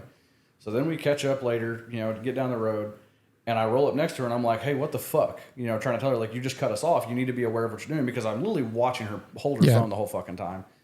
And then we take a exit off of, what's the exit that takes you on to 20 off of 49? Is it 49 on to 20 coming out of Shreveport? Yes. It goes 49 to 20. Yeah, right so there. We were taking the 49 on to 20, ramp, and she's in front. 3 lanes wide. And I'm like, you know what? We're just going to blast over the left lane, get the fuck away from this lady because she's not paying attention. I'm watching her play on her phone again, obviously. And so I obviously go first and I make a hole, shoot all the way over to the left lane. And I'm in the left lane cruising. And here she comes. Sydney's behind me coming up. And this lady's just coming over. And I'm in the left lane. And she's literally pushing me onto the shoulder. I'm on limiter staring at her. She just doesn't give a shit. And I'm like, that's the problem. Those are the people that like, I'm going to punch your fucking mirror off. I'm going to, I'm going to cause a scene over some shit like that. Because she saw and knew what she was doing. And then she chased us for what? 20 miles, 15 miles? And then she tried again to do the whole pushing over to pass them, like speed up next to us to try to get over. And so I sped up and I'm just looking at her and she didn't even look at me. I was like, I'm not letting you in. But those are the people when individuals in this scene, or even if you're not in the motorcycle scene, say look, people don't watch for motorcycles. That's exactly what they're talking about. Yeah. You have to be. That's a little. That definitely sounds like a different situation than most. Like, I think a lot of times it's just people. They're unaware. They don't understand. And then, like I said, your brain does certain things, and especially if you just glance, and that's what happens. Too many people. Sensory overload, right? They're talking on their phone, or they got their kids in the car that's screaming, and they're trying to get them to shut up, or they're deep in thought, and they're not actually like thinking about what they're doing. Yeah. Dealing in transportation like I do, I have to have this conversation with drivers all the time, and I'm like, because we have cameras in our trucks, and I'm like, dude, what are you doing? Like, what the fuck are you doing? Well, and it's being road aware, you know what I mean? Yeah, and as absolutely. riders, it's like you were saying, you're always kind of watching, you're looking in your mirror, you're looking at what's in front of you, you know what I mean? Like, I pretend that everybody around me is a fucking retard. And they're trying to kill you, basically. And honestly, like, me and my wife kind of get in fights about this sometimes, especially because of my job and then riding a motorcycle. I'm not worried about that car in front of me. I'm looking at 3 to 4 to 5 cars in front of him because I'm anticipating what dumbass shit he's going to do so I can take evasive action. Yeah. So I'll tell you. So at one point, I kind of fucked up today, and it actually kind of shocked me a little bit because I don't usually do this. There was that big ass fucking tire fucking box truck in front of us. Mm-hmm. I couldn't see around him. Yep. And I was looking in my mirror to make sure, because we had just come around a car, and I was making sure you guys got behind me, and he like hit his brakes, and I was like, oh shit. Well, I didn't have I wasn't like covering my fucking back brake. Yeah. And that's what I was like, this is all front brake. And then I started to like downshift, but I was like already on him. I was like, all right. So I still stopped, but I was like, that was a little closer than I usually would get. But well, that's when because we were talking about earlier how the new Softails, their brakes suck fucking fast. The rear brake does. And that's when she came flying by because she couldn't slow down, which we obviously have built brake bikes, both of us do. But like she came flying by. He was yelling, like, brakes. Yeah, I was screaming. And I was like, brakes. I'm braking. See, the way my brakes are set up is I got a little bit of front and a whole lot of nothing. Yeah. Takes 3 to 5 business days for the rear brake to come on. Man, when he says brake, he means pull the clutch, drop a gear. Drop 3. Rev the motor and let it catch, and it will slow you the fuck down. Yep. And she's really good about that. She's really good about the downshifts. We'll be rolling around somewhere, and like I'm a bad influence per se. Like I don't tell her to do it, but like you probably noticed, I roll up, click neutral before I ever get to the stoplight. Most people stay in first gear, and you really should in case something happens. You need to get the fuck out of the way. I'm really bad about it. We'll be doing 30 miles an hour, and I'll hear her wham just slam it in first gear, and I'm like, oh my god, like, Jesus. She's pretty bad about that one, in a good way. She is always in first gear when she's at a stoplight, but I'm bad about it. My clutch needs adjusted. Like I started it right before we left, and it was in gear, and the bitch was just trying to take off on me. Like I need to adjust it so bad. I get it. So you're back on the would you say a 2023? 23, yeah. Oh, yeah, so you got a cable clutch. Oh yeah. I don't like hydraulic clutches. Man, hydraulic clutches engage way better when they engage. When they work, 100%. Yeah. Yeah. You ever had brake fade? Wait till you have clutch fade because it's fucking hydraulic. Dog. And you're boiling it. I know. Yeah, I know. I've had to do dog, that bike out there that you saw me ripping around today, it's got like fucking 48,000 miles on it. Since I bought that motherfucker, like I put every goddamn mile on that bike. Hell, we were. So yeah, when I did the clutch, believe me, I learned real quick. I think I need to have a little bit of adjustment in the way that the clutch went in, because literally occasionally if I try to click it into first, it won't like engage correctly. Yep, you can feel it kind of two-stepping in there. Yeah. Well, you'll get like that little bit of like that. It's almost like a grind, but it's not. And then it'll engage. I'm like, all right, cool. Yeah. So I think we either need to bleed the clutch a little bit or adjust them in there. I'm gonna say it right now. Everyone can make fun of me on the internet. I'm not the motor or the transmission guy. I know what I'm good at. That ain't it. That ain't it. So I just go to people that are good at that, that aren't good at the shit I'm good at, and we work tradesies. That's what we do. Yep. Hey, trade deals are great. I love trade deals. The worst part isn't my business. Trade deals don't exist because, like, what are you going to do? Trade me a fucking motorcycle for your $30,000 roof on your house? Like, it's hard to find. You know, if somebody needs to repair something, cool. But like, and I won't work on someone's bike for money anymore. Yeah, it killed that whole love for the passion for me. Like, 100%. Race car stuff. When I had my race car shop, like, I don't even want to work on people's race cars for money anymore because it kills my love for that sport. That's why I got out of the automotive industry, because I used to shoot. I don't think I've ever had this conversation with you. So that's actually how I met Jeff Holt years ago. I used to shoot for mini truck and sport truck. I was really big in the automotive industry. I loved it. It was my passion. I thought, man, I want to get a fucking job in this. And we're going to build cool vehicles. And I was building stuff for SEMA, and I loved it for all of about 2 years. Mm-hmm. And then it became a fucking job. And I was dating somebody, and I'm at dinner on my anniversary, and people are calling me, hey, bro, so my bagged F-150, what size wheels can I run? What size tire do I need to run? How much is that going to cost me? Every fucking hour of the day. And I'm like, call me at work. Yeah. I don't give a fuck. Mm-hmm. Hey, how much would it be to bag this? How much would it be to back half this? How much would it be to do this long travel kit on this Ranger? Mm-hmm. Call me at work. Dude, and the worst part was, like, and I mean, you know Ryan, like, and he'll attest to this. Me and him have had this conversation a million times. The service work was great, right? Doing your oil changes, your brakes, your fucking bar jobs, your in and out stuff was great. It was the full custom builds that we wanted to give the world to the customer, because we didn't ever want to build anything that was half-assed, right? Sure. We wanted to build it as nice as possible. But when you do those full builds, you're married to that fucking customer for life. And it doesn't matter if it's something, it could have been 5 years later that was just a wearable part that broke. And it's your fault. You're the biggest piece of shit in the world because you built the motorcycle, or like, I don't know why this bike has this squeak on it. Yeah. It's like, hey, dog, you checked into your bushings in the last fucking 4.5 years? Yeah. Or like they fucking, we built a lot of air ride bikes, a lot of big wheels back then. Like, oh, my fucking air ride's going to shit. Well, dog, that compressor is not meant to really do what it's doing. Like, it works, but it's not meant for that, especially with... Hey, dog, you're running fucking dirty air, which is the shittiest fucking suspension ever. How long did you think those fucking plastic airlines were going to run? Yeah, exactly. When you didn't want to... remember when I quoted you and I said, let's do some some steel braided lines? Yep. Remember when you... and you don't want to do that? You said, just run the regular ones? Then you're wondering why those plastic fucking airlines have rubbed on everything because you're in a fucking motorcycle that shakes and shit. Uh-huh. Or the worst ones were like... I had a whole series, and Ryan will test this. You call Ryan one day and ask him about my Hell Yeah Brother series. It was fucking hilarious. I loved it. But like, dudes would come in, and if they wanted us to put fucking spiky meat hooks on everything and the spiky fucking pegs and all this shit, we wouldn't do it. And we had a customer, loved him to death. He was great. He was a really good customer, but he was the epitome of a Hell Yeah Brother.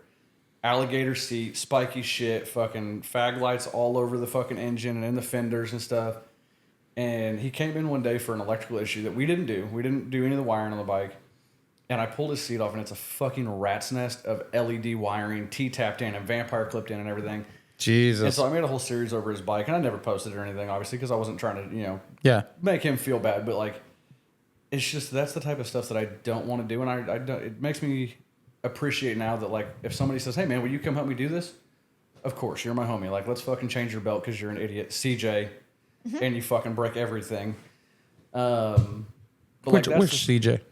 I don't know if you've ever met him. Have you ever seen the pictures of a buddy of mine that's like 7 foot fucking tall, big, tall, long beard motherfucker? He rides a black street glide. I don't know. I don't think I know him, but he's a little bit of a Hell Yeah Brother, but he rides hard. But long and short, does he have? Here's the thing: he's not a Hell Yeah Brother if he doesn't. Does he have Does he have like a spiked fucking sissy bar? Yes, he does. Actually, if he's got the oversized tubing, like he actually has the exact Jesus. bar. Jesus Christ. But yeah, long and the short, like I'm in it to help my buddies build shit now, and like my end goal, you know, like obviously I'm building my panhead. When I get done with that, I'm gonna build my knuckle. That one's gonna be really special because I really want to make that like period correct, all NOS parts. Like I want old original 30s parts in that fucking thing. You do know I know a bunch of chopper dudes too, right? Yeah. So I'm gonna need some of those. Man, I got some people I get choked up with. But like I just want to get to the point that I can build shit in my garage, and if somebody wants to buy it, cool. If you don't want to buy it, I don't give a shit. I'm gonna have 20 fucking bikes sitting in my garage. You know what I mean? Like, Yeah. That's He's over there trying to be Rick Fairless. Yeah, basically. That's like the end goal. Like we all just want to build shit, you know? Yeah. So. Yeah. I mean, that's me. Like my problem is I have trouble selling anything. Yeah. I mean, I do with everything. Like I have this compulsion that like I'll buy something that I enjoy, and then I just don't want to get rid of it. I can replace it, but I'm not going to get rid of it because I'm always like, well, what if? What if, right? I wish I hadn't sold half of my fucking things I shouldn't, like, I really don't ride my Dyna nearly as much. I love my Dyna. And the problem is I'll ride the bagger a lot. And then all of a sudden one day I'll jump on the Dyna. I'm like, I fucking love this motherfucker. Like, Yep. And then I'll ride it for a little bit, and then I won't ride the bagger for a while. And then I jump back on the bagger again. My biggest problem is I have too many that I want to build. Yeah. And I have to stop myself from starting 14 projects at once because, like, I've been trying to finish my panhead for the last year, basically. Since last year. I started it last year in, like, July, August timeline. And I was like, you know what, I'm not going to touch my bagger. Like, it was pretty much a stock bike with some T-bars, exhaust, you know, basic performance gay boy shit on it, right? Okay. And so then I started my panhead. I got my chassis, and, you know, obviously the motor and everything was my family's motor. It was out of my dad's panhead. But then I started putting it together, and I was like, you know what? I want some better suspension for the bagger. And then I was like, well, I want some better braking. And then wanted to build the motor and wanted to put an ECU in it and wanted to do this to it and that to it. And like, it just snowballs. And so now my panhead's been sitting on the back burner, and I keep saying I was going to get it done. I wanted to take it to Party at the Pin this year, but obviously that's today. And tomorrow. Tomorrow, yeah. And that did not happen. So I need to stop working on the bagger so that I can get the panhead done, so that then I can build the, you know, shovel head and build my knuckle. And like, I want to build a fucking dirtster. I want a dirtster so fucking bad just to take to TMMR. Dude, like, so I've always thought those are rad as shit. I look, hot take of the day. I actually dig sporties when they're done right. As a dirtster, I want a deraked fucking Sportster chopper. Like, no, you got to do it with at least do it with a Dyna. No, a Dyna would be a terrible platform for that. I would do it with a Sportster or an FXR. The problem is, see, the way my bank account's set up is I don't have FXR money to be buying an FXR to start with. Yep. And here's the thing. Most chopper guys that I would ride that bike with are on fucking shovels. Mm-hmm. I don't need more than 5 gears. They ain't going that fast. Yep, 100%. Right? Like, I don't care if it's pinned the fuck out. I can still go fast on it. It's just going to be like Rang just the fuck out at 4,000 RPM. Yeah, it's just going to be pinned the fuck out.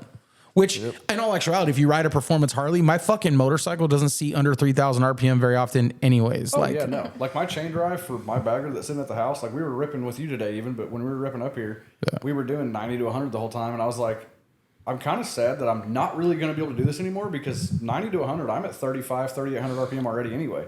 When I put my chain drive on, because I geared the shit out of it, if I'm 90 to 100, I'm going to be like 42 to 4,300 RPM, and that's not good for long distance continued fucking riding on a motor. Yeah, no shit, right? So, so it's funny. I changed to that SPC from the Thunderheader that I had, and the only thing I don't like, sixth gear does not like to be engaged under 75 miles an hour. Yeah, it's because it's so short. Dude, exactly. Like, it's a horsepower pipe, not like a torque pipe, and it's just like it feels like it's on its fucking face. Oh, I could hear. There was a couple of times when you click sixth gear, like and it's like it bogged, and I was like, what the fuck? Like, but I think I need to fuck with the tuning a little on it to kind of to like look. I actually need to put that and look at the map and see if I've got some dead spots at those spots. But honestly, like, I don't.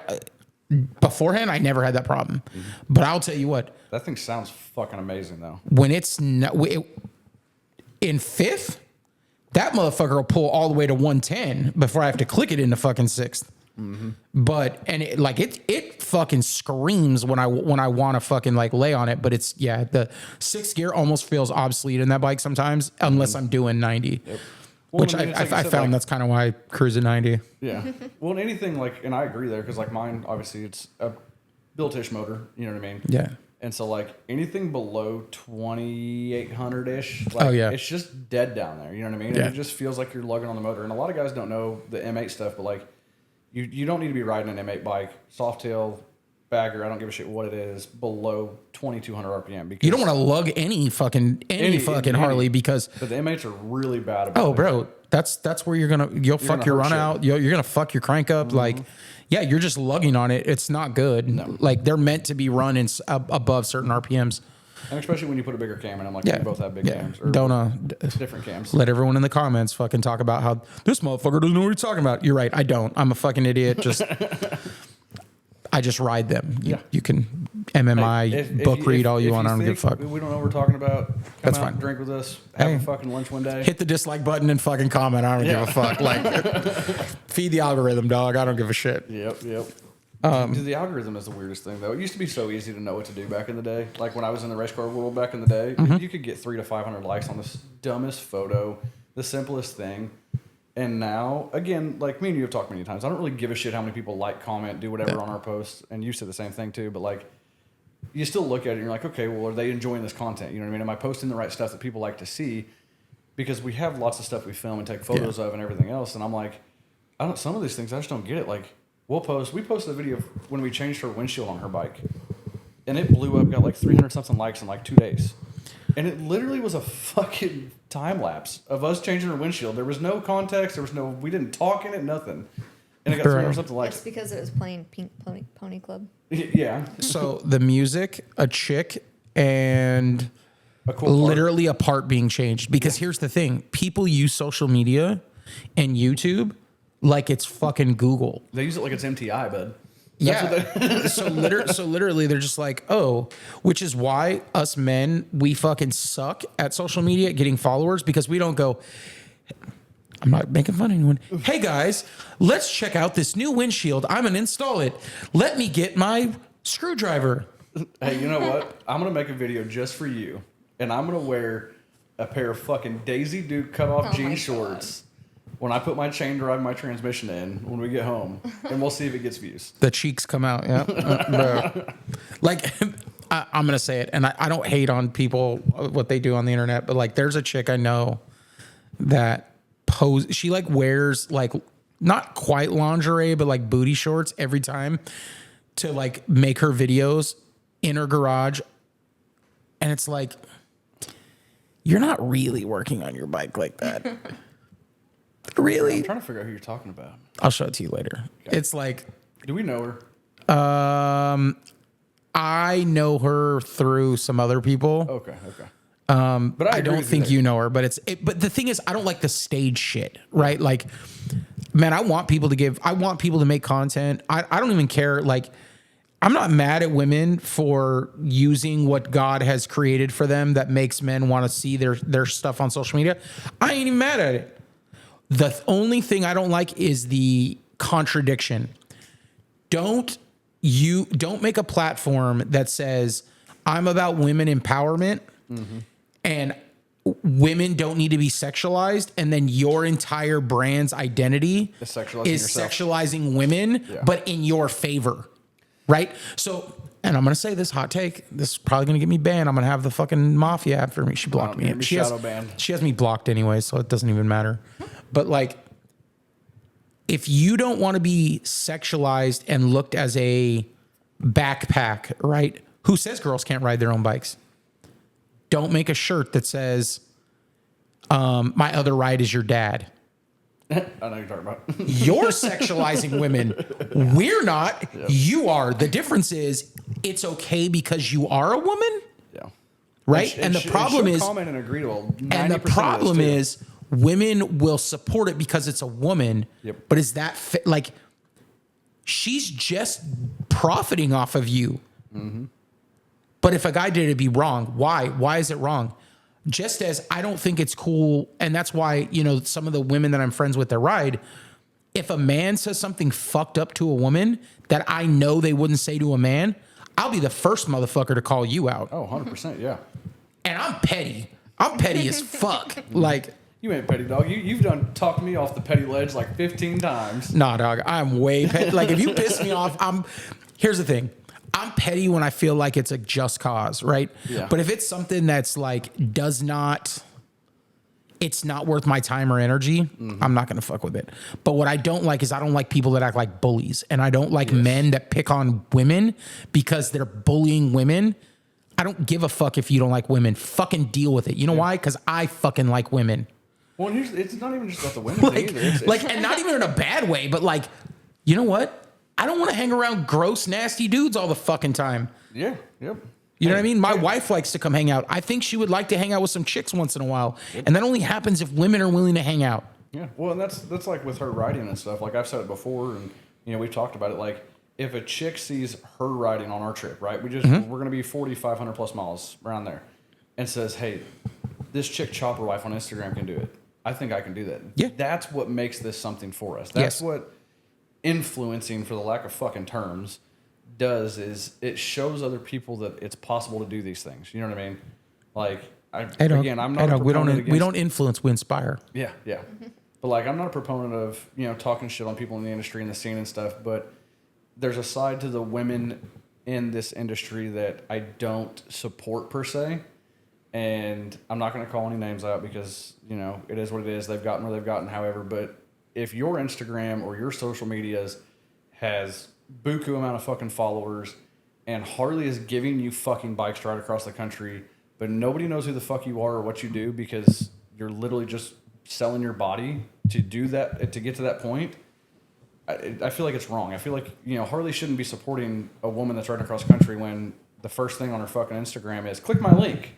Like, no, we all know what the fuck that is. You're using Instagram to try to sell your OnlyFans more, which is whatever. Use that, make your money, do what you want.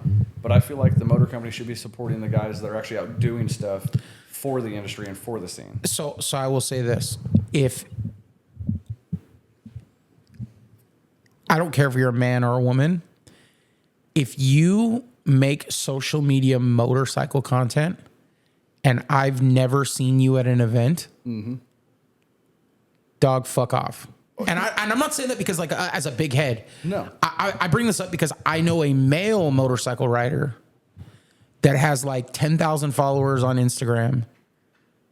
This motherfucker lives in Houston. I go through Houston. I've been to Houston. I know everybody in the scene in Houston. I don't know one motherfucker that knows you. That's ever met him. Oh yeah. But that's just. But I got a discount. I've got an affiliate link for Cardo, and I've got an affiliate link for this person. I've got an affiliate link for this person. Dog, you're not part of the scene or the culture. You're just trying to monetize and leech off it. Yeah. Which, I mean, man, that's just as much the business's fault for doing that. But maybe because you make content every day. But like, I guess for me, any content, and this is why I was kind of like in a state where I was kind of having some creative block. I don't want to make content just so that I can stay relevant or so that I can get a follower account or I can get certain views to work for brands. I want to make content that I enjoy. I want to share people with who I am. I'm not a brand.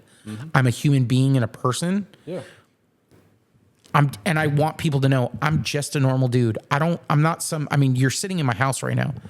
I'm not some fucking wealthy guy that's got some fucking big ass, 4,000 square foot house and a big ass shop. Dude, I pay my bills. I kind of make it okay. I cross my fingers that I'm not going to have a catastrophe go on. I got a dyno that's been broke. That motherfucker's been broke for 6 months just because I haven't fucked with it. I've had the money, but I wanted to go do other shit. And I'm like, all right, well, it can sit. It's fine. I got my wife's bike out there. I would love to have that done. I don't have the money to do that, go on my trips, fix this, do this, live life, deal with things that happen in my regular life. Support a couple of nerds that come through and need to take your house over for a couple of days. Right? So the thing about it is, I just want to remind people, you don't have to be somebody crazy or have this craziest bike or be the most wealthy. Just be a normal person that shows up and have a good attitude. I don't claim to be the best photographer. I've thankfully been fortunate and shot a lot of things previously. But that doesn't mean I feel like I'm any better than anyone. I'm just showing you my perspective on the people I'm around and why I love motorcycles. Well, you said it best that like the stuff that you post is because you want to post it because it's art to you, and everything you post means something to you, and that in itself makes what you shoot, it makes what you post more appealing because you believe in what you're posting. You know what I mean? Like, I don't think we've posted in 4 or 5 days now, right? And I've said it a couple times. I'm like, we got to post something, but I'm like, I just don't know what to post because I'm not going to post some fake bullshit, fucking just canned stuff. Like, I want it to be content where people really get to see what we're doing. And I think that's the biggest thing with this trip so far is we've had a lot of people that are like, man, like Ryan, right? Ryan, literally, we were in Team MR, or we had got to Team MR, and we had made a couple of posts from like our stops and stuff. And at that ranch, you have no service. It's kind of nice. There's like no fucking service. I've heard that. You get to just disconnect from social media. You know, we got our first post in because we ran into town to get coffee. Because again, if you don't get her coffee by 9 o'clock, she turns into a fucking gremlin.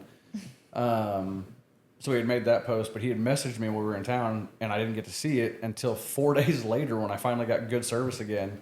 And he said, "Hey, we need more posts. Like I'm living through you guys." And he was one of like, I don't know, half a dozen, 10 people that's saying similar things like, you know, hey, keep posting. We want to see your content. We want to see this.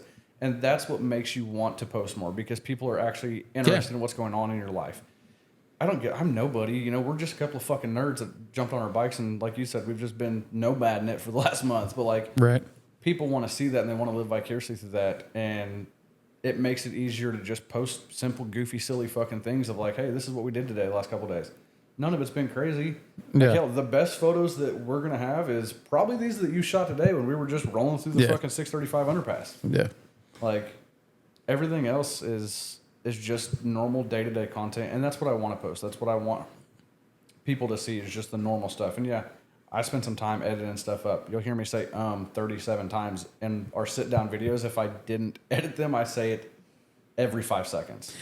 So the thing with me is I really like being unpolished with that. So I don't mind mess ups. Like I because I'm a human being, right? Mm-hmm. I'm not a robot. I'm not. If I have to do it, so here's my problem with YouTube. I love creating for YouTube, but what I don't like is, okay, cool. We're going to go to this barbecue spot. So I'm going to pull up, I'm going to set up my camera. I'm going to get the angle, and then I'm going to go right away. And then I'm going to ride up and pretend I just pulled up. That shit feels so fucking phony to me. Yep. And the problem is I don't have the money to be like, yo, camera dude, just like I need you to beat me there and set like I did it with Jace a couple times and I was like, bro, like it's hard to do that. So I try to that's why I do a lot of like handheld stuff a little differently because I can't do the setup shot shit like that. It feels so weird to me. Well, I mean, like you heard the LFG podcast that we did when we were at Steve's. It was a prime example. Like there's times, and you'll probably agree to this because you do, like I do a lot of our editing and our video and stuff like that. And you'll probably agree because you do all your own. But like, I need a fucking GoPro strapped to my forehead, strapped to my fucking chest at all times because that's where you catch the real candid fucking funny moments.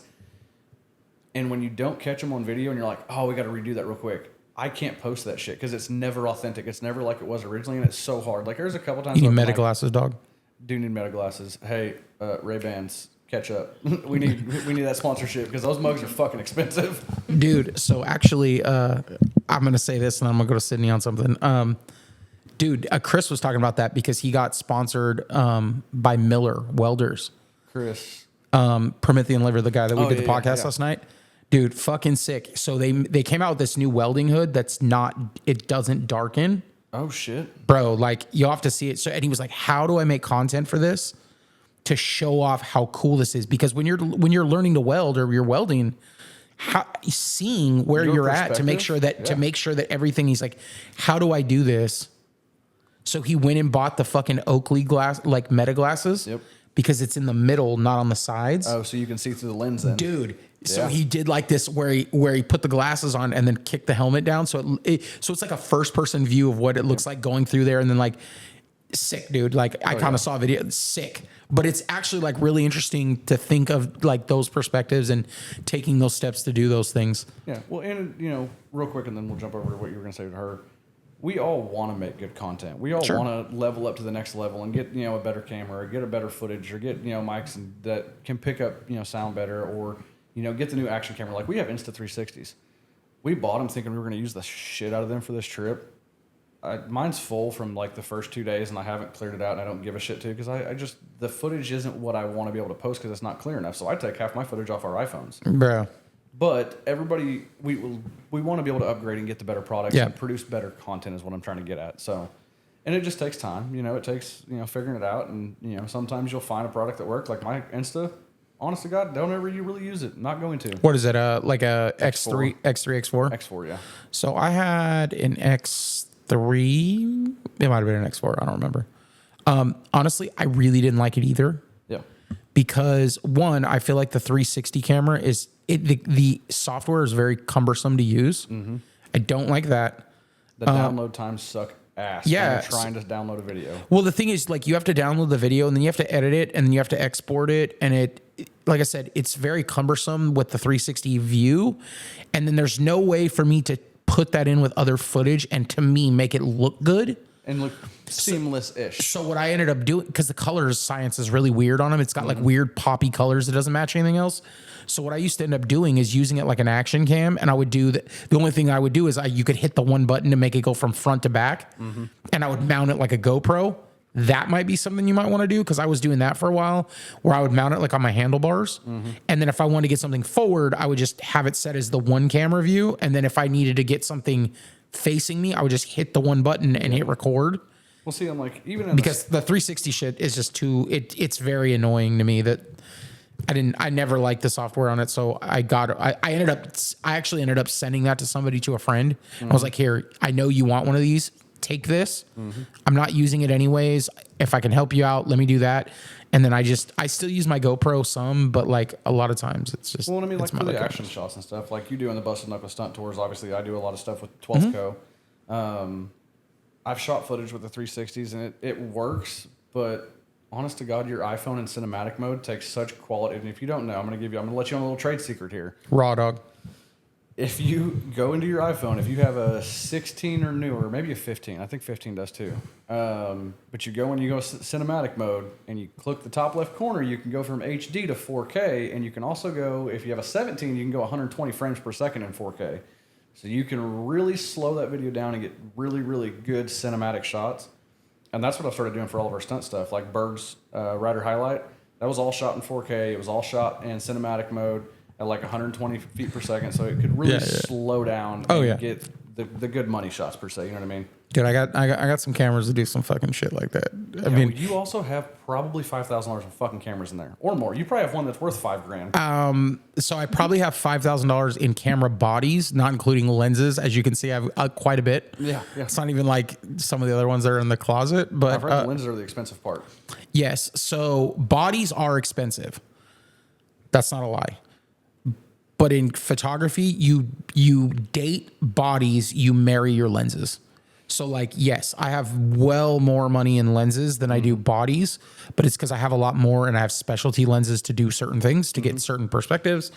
I mean, a prime example, like my Z6 III, when I bought it, that body alone is like $2,600. And that's on the cheap end. If I'd have bought a Sony A7 IV, bro, that's like fucking $4,000.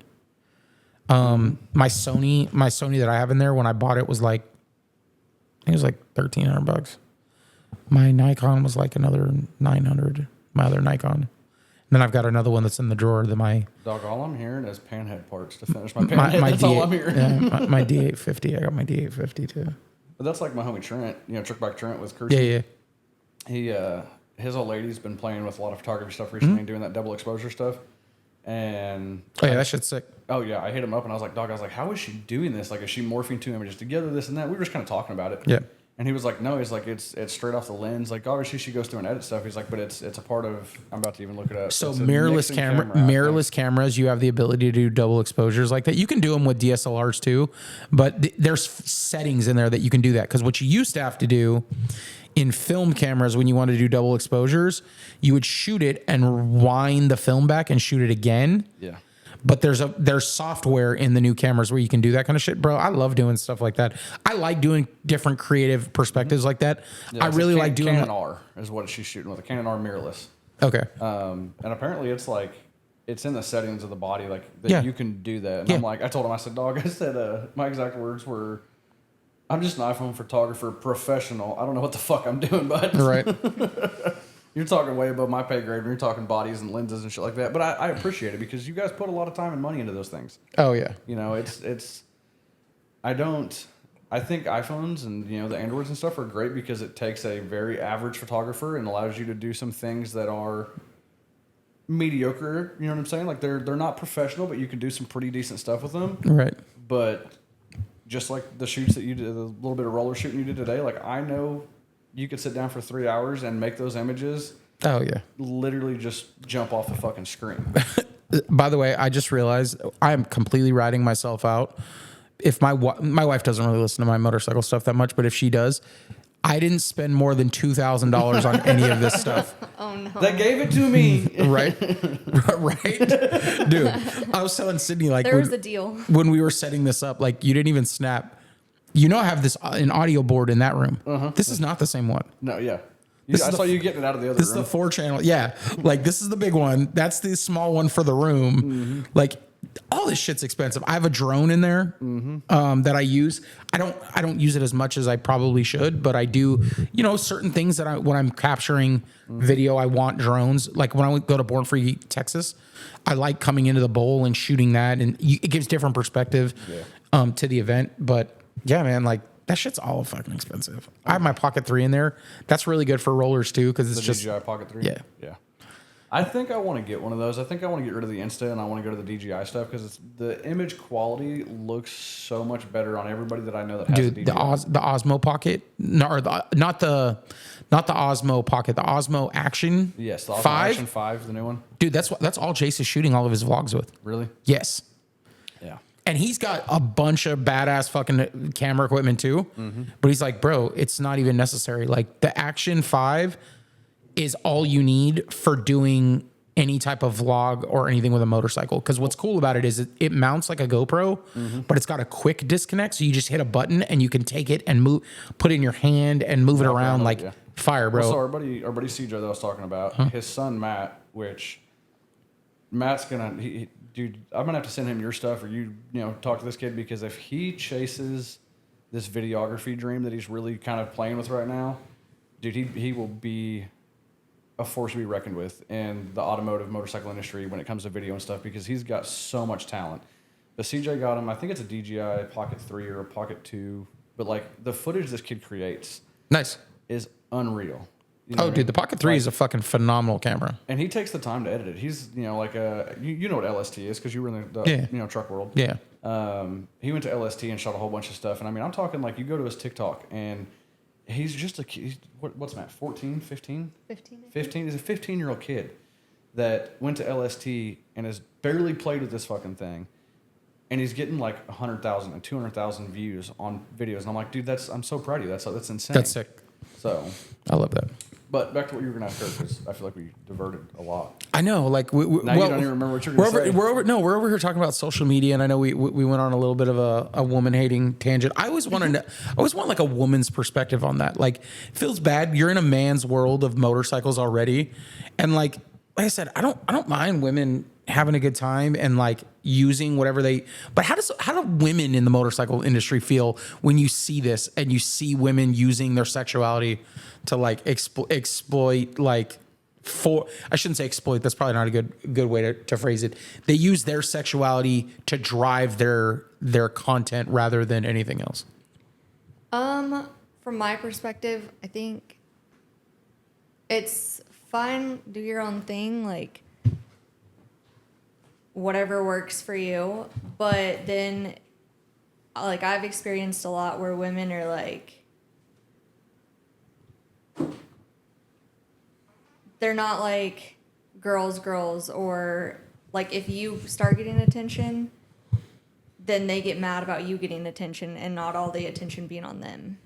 Yeah, I can see where you're coming from. So like, you don't have to be a girl's girl, but also just don't be an asshole. Yeah. Like, yeah. just because I'm not a dude. Yeah. Are you in this for the right reasons? Yeah. Like, and I see that too. Like, that's the thing with like, man, if all I ever see you is on Instagram and I'm not gonna say somebody's name, and there was a male and a female that did this. Mm-hmm. We went to an event that they were at. We wanted everyone to come hang out. There was an after party. We do all this. They don't go do any of that. Shortly afterwards, they post their YouTube video. And their YouTube video reflected that they were all up in the mix and they were at the after party and they were having this good old time. And I'm like, y'all are phony as fuck. Y'all sat in your goddamn hotel the whole fucking time. Y'all didn't do none of this shit. Yeah. That's where I feel like with social media, you don't actually give a shit about any of this. You're just doing, at this point, it has now just become a job to you. Yeah. And your job is, I have to make content. So I'm going to make it look like I do this, or I'm going to do something that's just clickbaity because it will get me views. I don't give a shit because at that point, it's just a job. Yeah. You're just trying to get a check, and that bugs me. Will you grab me one? Yeah. So like, I just always wonder on that because, it's always men. Men are always women are so agreeable in general. You're much kinder souls than us. Thank you. Mm-hmm. So like men, we're always the ones who are like, this is some fucking bullshit. And women are just like, they can think it, but they won't say it unless they're like, privately around a couple people, but they just don't openly. They're not like, yeah, that's fucking shit's whack as fuck. You have not seen her in this environment when somebody acts that way then because she hates it. She calls it out. I tell everybody she's meaner than I am half the fucking time. I'm over here trying to calm her down, and I'm like, hey, it's fine. It's not a big deal. Just, worry about it. We'll go over here. We'll have a beer. We'll party, whatever. And she's like, nah, fuck that. And I'm like, lady, calm down. So what got you into motorcycles? I grew up with my grandparents, and my grandpa had a motorcycle, and he had some like club friends, and he just really like appreciated the old school Harley stuff. So I always, in the back of my head, I wanted a motorcycle and I wanted to be in all of that, but he passed away when I was in high school, so I didn't really ever have access to it. Like, I've had friends that ride and stuff, and like I've rode to like BBB once with some friends in Tulsa. I'm sorry. Like riding on the back. But my grandpa, when he passed away, he had an old Sportster that my mom got, and I always wanted it. Like, I tried to buy it from her, tried to trade her a truck for it, like, because she was never going to do anything with it. And then a couple years ago, she ended up trading it, selling it. I don't know what she did with it or why she did it, but she said that she doesn't ever remember me trying to get it from her. And the old selective amnesia comes in. Yeah. Selective amnesia.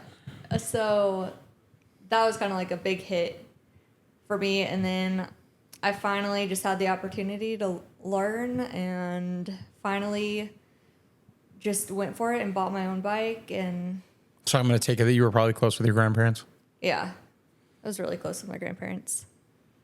I still have a grandma. You still close with your grandma? Mm-hmm. That's what it was. Grandpa had a motorcycle, and you're close with grandma, and you said grandpa had a motorcycle, and that's how he got grandma. So fuck yeah, I'm gonna need me a motorcycle. Hey, that's how she got me, bro. If she hadn't rolled up that morning for breakfast, we probably would have never met.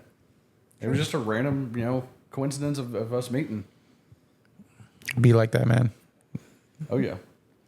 So have you really got to experience like riding with any girls yet? Because I've known you a couple years now, right? But I know some of the guys that you've ridden with, but I don't know if you've really got to ride with any girls. I don't think I have, actually. Like, I don't think I've ever rode with another woman riding. So I think it's all been just guys. And as the unofficial member of the ladies riding club, I know some bitches that can fucking ride. And I'm talking of like, I don't claim to be the baddest rider in the world. I tell everybody I'm perfectly content being my B+, A- rider level skill.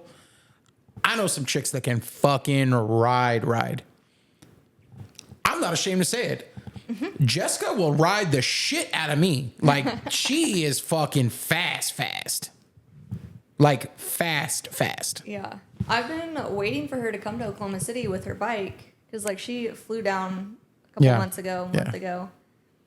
and we met up and had coffee and stuff. But I think I remember that because that's when is that the trip where she came down and surprised me at bike night? I don't know. She didn't have her bike. I know Because she came twice. I remember Yeah. she did come twice. It may have been that one or no. You know what? I think I was out of town the last time she came, and I think that's where she said she met you for coffee. Yeah, I think she was only there for a couple days. Yeah. She like stopped from a work trip or something. Yes. Stopped in Oklahoma City. Yep. That's when she's coming back from. Was it New Orleans? I don't know. She went was all over the place. I know, have right? No idea. Dude, Chelsea can ride. Yeah. Megan can ride. Jess Rips can ride. Yeah. We were supposed to go grab dinner with Jess and Russ on our trip, but then she had her big ass fucking. Oh yeah, you know, bro. Like I'm the the baddest woman in the fucking world. Let me ride 48 states in 6 days trip. And Bro. we were rolling out of Florida about the point that she had gotten home. I think she'd already made it home. I bet she didn't even want to look at a fucking motorcycle. Well, and she had posted the video saying that, you know, she was taking an extra 2 days off work or something because her hands were swollen up real bad, stuff like that. And so, you know, we didn't really reach out again after that because, I mean, by all means, she go sit at the house, do nothing for 3 days because I'm telling you I right wouldn't now. want to meet with anyone. I'm telling you right now, I couldn't have done that fucking ride. She is a badass for achieving that 100% through and through. Dude, so I like the vision behind it. I like the fact that she shared a personal story that inspired people and made them feel, understand, and they could resonate with it. And I also like the fact that she didn't quit. You know, once again, it goes back to that adversity thing. When her bike broke if I remember, I think she was in Arizona, New Mexico. New Mexico. She was in New Mexico where it broke. Man, so her bike breaks in New Mexico and it's fucking hot. She's just sitting there miserable. Dog, you can not in a bad way. Dude, she was in Logan. She was in Logan, New Mexico. was. That shit sucks. Yeah. Like you can tell she's literally sitting there and she, not in a bad way, but she looks rough because it looks like Roasting. they're just roasting. Fucking roasting. You can hear Russ in the background. Just, this isn't fucking okay. Yeah, he's like, yeah, we don't have any water. Send help. It would have been very easy to throw in the towel and be like, I'm not going to make the time. I'm not going to. And she said, they're bringing me a bike. Mm-hmm. I'm probably not going to break the record, but we're finishing it anyways. Yeah. That's the kind of shit. Because do you know how many fucking dudes I know that are butter soft bitches that would have thrown in the towel and been like, well, I'm not fucking wasting any more time on this. Mm-hmm. So to continue going, press forward, make up the time. Oh, yeah. I think she got 3 hours of sleep that night. She said 2 to 3 hours. And still break the record. Barely, but she did. 1 hour of not breaking it. Dude, that's fucking wild. Mm-hmm. Hats off to her. That shit's rad. Well, that's where it shows that it wasn't about the record for her, which it was. She wanted to have the record, obviously. Like sure. Everybody would have wanted that, but it was more about doing what she said she was going to do, and that kind of goes back. Me and you have had talked about it a million times. Just being honest in life, and if you say you're going to do something, do it. If you're going to, go after this, go after it. And I want everybody to obtain whatever it is they're trying to achieve. If you want to be a custom fucking bike builder, dude, put the work in. Become a custom bike builder and be the baddest motherfucker out there. If you want to be the most mile ripping, mile pounder dude out there, dude, go pound miles. You know what I mean? Like, whatever it is you want to achieve, you and I both know you can obtain it. Sure. Whoever you are. It doesn't matter who you are. If you want to obtain it, you can do it. Just put your head down and work towards it. Yeah. Don't make an excuse. Like, actually, if you want to, go for it. Like, and if you're gonna fail, that's you got to get that out of your head. You got to get that out of your head. Like, I have to do that to myself too. Like with content creation, because I know in my head what I want to create, and I know the level I want to create it at. And if I don't hit that mark, or if I'm doing something and I don't like it, it's not perfect, I will second guess myself and be like, I don't want to put that out because it's not at the level I want it to be at. And thankfully, I have people around me that will remind me, just make the video. Mm-hmm. You're not going to make your best video if you don't make today's video. Yep.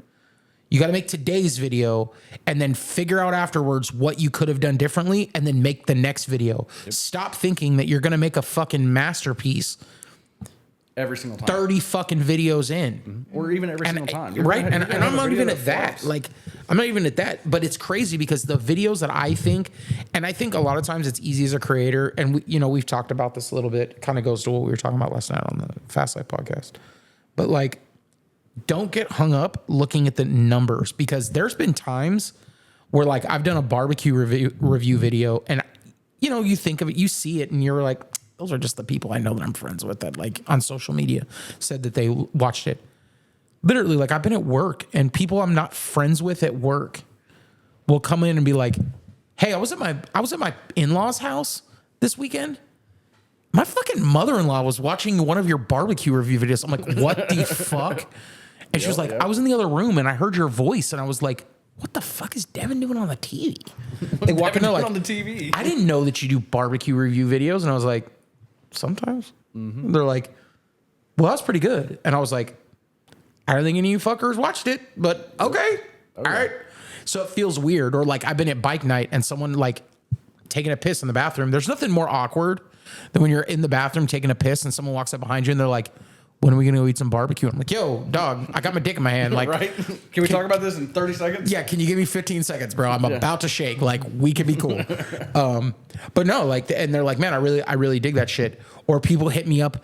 The biggest like compliment that I feel from any of the content that I get, when someone says they're coming to Texas and all of a sudden I start getting tagged in their shit, like, Devin, you need to plug him in on where he needs to go. And it's people that I don't fuck with, like, see all the time. Mm-hmm. But it's just known, if you step into Texas or you're going somewhere for barbecue, you better check in. Yep. You better check in, dog. That's like when we were in NOLA, right? And I made that video when we had got to our hotel and stuff, and you reshared it, obviously. But you tagged GQ in it, and you were like, "Hey, like you need to tap in." That's the mayor, dog. GQ. That's the mayor, dog. And we really tried to, but somebody it spent too much time in the titty bar, and maybe got a little too fucked up, so they were sick all day, and GQ was kind of sick. But bands to make her dance. Yeah. But we'll make it back. But that's the thing is, it's like, again, it goes back to it plants the seed of that friendship, though. Yeah, and it's homies across the country. Yeah. You know what I mean? Like, we met this couple at TMMR. Their names are Josh and Ashley. Random reason to even meet them. I talked about it with Dustin on his podcast, but.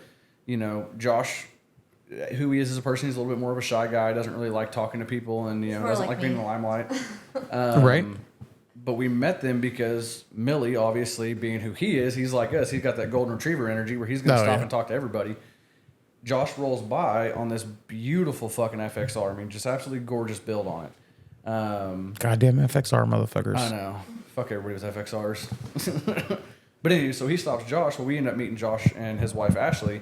And we start kind of talking and bullshitting with him a little bit, and then we catch him, later on that evening at a concert, or something. Was that the concert that we seen him again? I don't remember.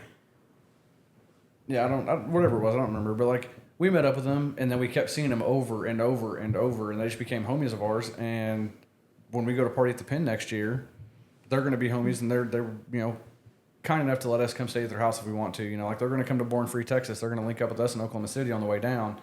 Hell, I think I've got Josh convinced to go to the East versus West, deal at Joplin next month. So, like, that's where this community is badass. That's not next month. Oh, it is June already. It is July. It's like, what, the 18th? Yeah, it's 16th. Yeah. 16th. It's my birthday 16th. weekend, dog, Okay. so there better be something for me there. My motherfucking presents, dog. But yeah, so, like, it's making the homies across the country, you know what I mean? Like, that's where it means something to me. Like, I could care less if you've got the coolest fucking bike in the world. Like, your bike's cool, Josh. Again, you have cool bikes. Fuck you, okay? But it's making homies that are genuine and that actually want to hang out and see you again, that make this community what it is. You know what I mean? Like, the culture vultures and the fucking, mean girls and the fucking hard asses, like, I don't give a fuck. Nobody cares. Quit being an asshole. Quit being mean, and just be a good human being. You know what I mean? Yeah. No, I'm 100% with you. So, We're at an hour and 47 minutes. damn. See how it is, like, when you're actually just having a conversation. Yeah. We've had that. We talked about it last night. That's how last night turned into 4 hours. So, what is on the agenda for you guys coming up? Like what's you mentioned East versus West. What is on your agenda for the rest of the year? Where can people find you throughout the year on motorcycles? And then I also want to know what your agenda is. If you obviously said you haven't ridden with any girls, do you have any plans to try to like link up with girls? Are we about to see like the men hating club in Oklahoma? The men hating club. The girls on two wheels that hate men. The anti-dick MC. I don't know if Don't talk about the leaders like that. I don't know if I really know many girls that ride much in Oklahoma or in Oklahoma City. There's not many. Like Amber, but she doesn't have a bike. So right now. I would have imagined over the last 30 days, you would learn that the circle is bigger than just OKC. Well, yeah. But So one in Texas, in Dallas, you have Katie who can fucking ride also. I was telling him about Katie and her getting arrested for splitting lanes. I can't believe that I left that shit out. Like, no, that's thug life, dog. That is thug life. Yeah. She's going to be mad that I said this. She's been domesticated, though. Like, she used to be a feral fucking woman. Like, Feral Carol. bro, my wife had to go bail her out of jail. Like, that's not even a joke. Mm-hmm. She was on her way back from Austin, and she was going through the Waco area. Mm-hmm. She's the type that would have like pink duct tape on her license plate and like no signals, no anything, and like lane split at fucking 100 and no mirrors. Mm-hmm. And like she was just going, and apparently she didn't realize this cop was behind her. So at 100 lane splitting, the cop pulls her over, and like 5 more show up, and they arrest her for basically like reckless looting. Yeah, essentially. So then she goes to fucking jail in Waco, and then my wife had to go get her because I was at that point. Where was I think it was in Amarillo. It was in Amarillo, and I was because I was picking up the Dyna after we put the cam in it. So I was out of town, and because this is when she was still like, I'm telling you, I'm like everybody's big brother. Every chick that rides around me, I'm like the big brother. She calls me from jail. So what you're saying is, if I go to jail, I should call you. Yeah. Because if I'm not around, my wife will be there because I'll call her and make her go do it. Dude, so she like calls me and she like tells me what's going on. I'm like, all right, Sherry, I need you to fucking leave work and go fucking get Katie. She's like, okay. I don't know how many people's wives would be gangster enough to be like, I'm going to leave work to go get your friend that's a girl that rides. Yeah. I'm going to go bail them out of jail on top of that. Not just I need to leave work to go get them. Like, I'm going to go bail them out of jail because you asked me to. Yeah. So she went and bailed her out of jail. And then, fun story. So that happens. She goes and gets her. She goes home. The next day, Katie comes over here to have like dinner with us. And where I live, these apartments, we've never had a problem. They had just started, and I didn't know it. They had just put up signs about fucking like you have to register for parking. Mm-hmm. Oh, is that why she was so? She was adamant about putting all our bikes on the parking. Yes. Yeah. Because imagine she got her fucking bike impounded. So there's a problem there. She got to get her bike out of impound after she gets bailed out. She comes over here the next night, and her fucking car gets towed. Oh no. That's rough. Damn. Bail. She would not let me pay to get her car out of fucking, because I said, you're a guest at our home. This is not your fault. Yeah. So, and she was like, no, it's fine. She's like, you already got me out of jail. Like, I don't.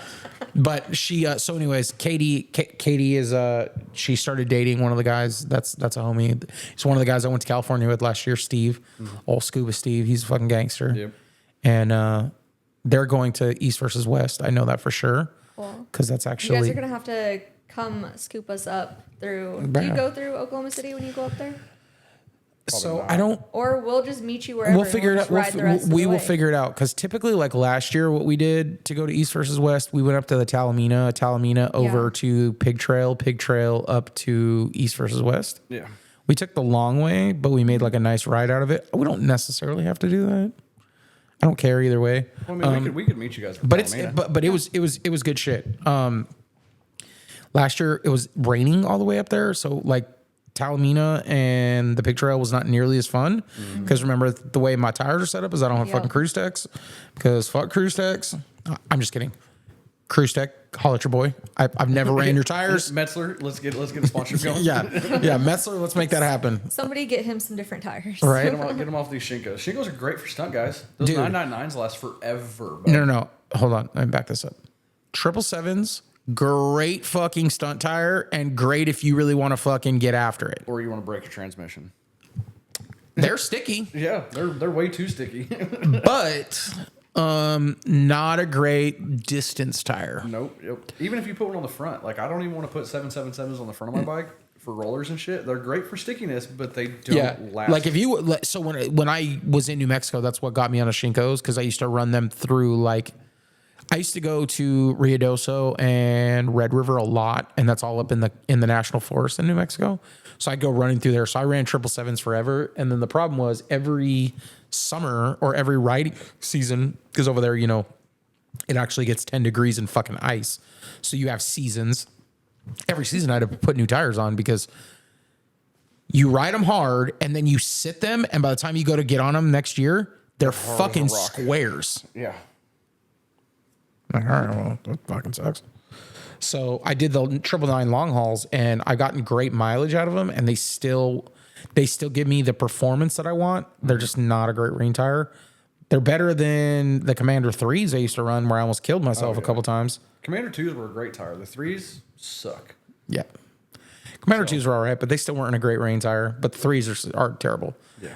I've almost fucking killed myself on Commander 3s in the rain a couple times. I've had buddies with 3s literally put a brand new 3 on when they first started releasing them a couple years ago, ride them for a month, 2 months, and go, take a brand new tire off just to buy another tire and sell them for $100. So I didn't give a shit. I had buddies that wouldn't even sell them to people that were homies that were like, oh man, I just want it. Like, no, unless you're just going to use this at the lot, you're not getting this tire. Yeah, dude, they're not my favorite. So I went to the 999 long hauls and I've loved them. Yep. I like Messlers. I'm a big Messler tire fan. Shinkos, again, for the stunt guys, they're a great tire. They do everything you ask them to do. But I've had a lot of problems with Shinkos not balancing out properly. And there's nothing worse. Like we put one on my buddy Jimmy. I say we did. Jimmy put one on his bike. And we were riding from Butcher. We went to barbecue one day over to our buddy Chad's house. And Jimmy just, if he accelerated at a moderate rate and then let off the throttle, the whole bike shook. And he couldn't figure it out. And so we were riding. He was like, man, something's not right. So we're taking his bags off at stop signs and fucking adjusting his shocks, thinking it makes it a little better, a little worse. And it made it a little better, but still didn't get it to where it needed to be. We took his wheels off, thinking the powder coater messed his rear wheel up, all types of shit. Come to find out, it was just the tire. We ended up we had an ounce of weight in the tire, balance beads. We put 2 ounces in, thinking, okay, we'll put 1 more ounce in. Didn't get better. Put 3. We got all the way up to like 4 or 5 ounces, maybe 6 ounces even, and it just would not improve. Took the tire off, put a Metzler on, instantaneously the wobble went away, the shake went away. Interesting. And it's not anything against Shinko.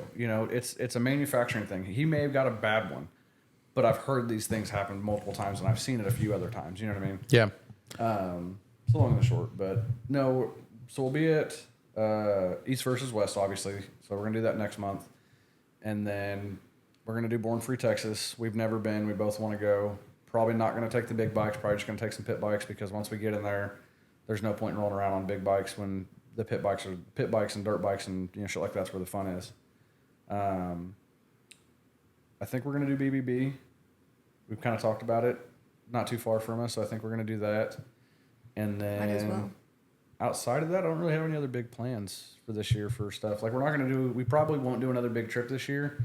Like big trip like this. Yeah. I mean, bro, I don't know how many times in a year you only have 12 months. If you take one of those 12 months, I don't know how many other times you need to go. Yeah. Take a whole another fucking month. Well, and not even just a whole month, but like we may try and figure something out and maybe ride up north. We may do Sturgis. You know what I mean? Yeah. Which I've done before. She's never done. Yeah, but Sturgis if you do Sturgis that, week. that's like a 4 to 7 day trip. Like Right. that's manageable, right? Yeah. But yeah, I mean, outside of that, we don't really know. I mean, if somebody wants to see something or somebody wants to hang out, we're all for it. Like if you're a couple states away, 5, 6, 7, 800 miles away, and you want to hang out, I'd rather go do that than have to plan a whole fucking trip again. Like just holler at us, let's have dinner one night. Let's we'll get an Airbnb or hell, if you got a couch, we'll crash on a fucking couch. I don't give a shit. Man, Like- so I will tell you this. I'm a weirdo, and these guys can get mad at me if I do this. I would very, very much encourage you guys on the 23rd of June. I don't know if you can do this. Dodge City, Kansas. That's not too far from us. I know. Just shoot up there for the night. Mm-hmm. That's the jump off point for our trip. Rusty, Chelsea, Danny, I forgot Lindsay can ride.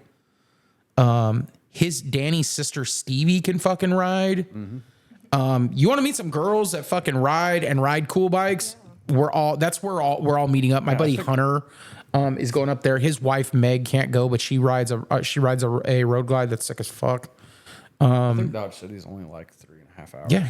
So that's why I'm meeting him there, because like everyone was acting like it was out of the way for me. I'm like, dog, it's 6 hours north of me. Like, we're going from there to Durango. So we're meeting there on the 23rd. The 24th, we're going to get up in the morning and ride from Dodge City to Durango. Colorado. Yep. Damn. Thug life, girl. That's going to be a ride. So Dodge City is 4 hours. I thought it was 3.5. It's about 4 hours. Hey. But you're coming straight through OKC, so if it's the day, if we can make it happen. I don't know. So I think they're talking about shooting through the west or the east side of Colorado and going that way into Pagosa Springs. Yeah. I don't think they're going to cut down to 40. I don't know. I don't remember. No, you're going to be going up through. Oh, yeah. I'll come straight through OKC. Yeah. So we'll just on the way up there. If we can make it happen, if she's not working, we'll just link up and we'll roll up there with it. Because you guys are staying the night there, right? Yeah. Yeah. We'll just link up. Well, I mean, we can make that happen. And again, that's what it is. That's what it's about. It's just homies across the country and being able to link up and waste fucking 4 hours of your day just to ride up and have barbecue or eat dinner with your homies from other states. Like that's what this is. And that's what I was trying to tell like the guys here, because everyone, some of the people that didn't know the situation, they're like, so who are you going to California with? And I'm like, people that I've met over the couple of years of going to events or just traveling. Like, I see Rusty and Chelsea more than probably a lot of people. Even homies from here. Probably. Yeah, but I go up there, they come down here. Danny lives in Kansas City, Danny and Lindsay. Literally, they're a couple hours away from them. Like, we just get together, we talk shit. If you like somebody at a bike event and you enough to talk to them, just make a group chat and actually like build on that relationship and make excuses to get out of your fucking town. Mm-hmm. Well, and even then, like, if you're listening to this podcast and you don't have a bike and you want to meet people, motorcycles is one of the easiest ways to meet people and make friends. Yeah. Because, again, we're all just a bunch of retards that spend way too much money on our bikes. Like, dude, I'll be honest with you, 90% of the time, people don't even give a shit what you read. Oh, yeah. Dude, the Fast Life Camp Out, you know how many guys I would show up on fucking Gold Wings and like I don't give a shit. Have you ever rode a Gold Wing? Yes. They are fucking fast. Bro, me and Cody, comfy as hell. Me and Cody Thompson talk about this all the time. I am a fucking like fanboy for a OG original fucking Cop KZ1000. Mm-hmm. I fuck with that heavy. Like, I don't care what anyone else says. Everyone else can think they're gay as AIDS. That's my shit, bro. Mm-hmm. I grew up on chip and paunch. I was poor. Right. I didn't have cable. Knee-high leather boots, spandex pants, the gold and fucking blue CHP helmet. I fuck with it heavy. Oh, yeah. Like, I ride a cop bike. Like me personally, like, I probably won't ever own a Gold Wing or an Indian or anything like that just because, my old man would roll over in his fucking grave if I started riding something like that. Hey, prime example. So I got hit in 2000. When was it? 2015, maybe 14, 15, on a custom little bobber Sportster that I built, and fucked me up. Couldn't ride for about 6 months, whatever. Buddy of mine had a Grom, and I was like, hey, let me jump back on that. Let me, I shouldn't have been riding. I shouldn't have rode for probably 8 months to a year. Fractured leg, a whole bunch of broken ribs and shit. Mm-hmm. And so I jumped on his Grom and I was like, dude, this is the most fun I've ever had on a motorcycle. Like, this is the coolest fucking bike in the world. And I do fuck with Grom. Lots of fucking big bikes and lots of big Harleys and cool choppers and shit that my dad had built over the years. And so I was like, I'm going to go buy one. So I buy this Grom and I roll up to my dad's house. And keep in mind, think about dude that has been in and out of the pen, 6'5", gray beard, Harley fucking fanatic, you know what I mean? Like, it's tattooed on him 7 fucking times in different places. And his kid rolls up that's named Harley on a fucking Honda Grom, right? This tiny little just dirt bike looking fucking thing. He literally paid me to sell that fucking bike.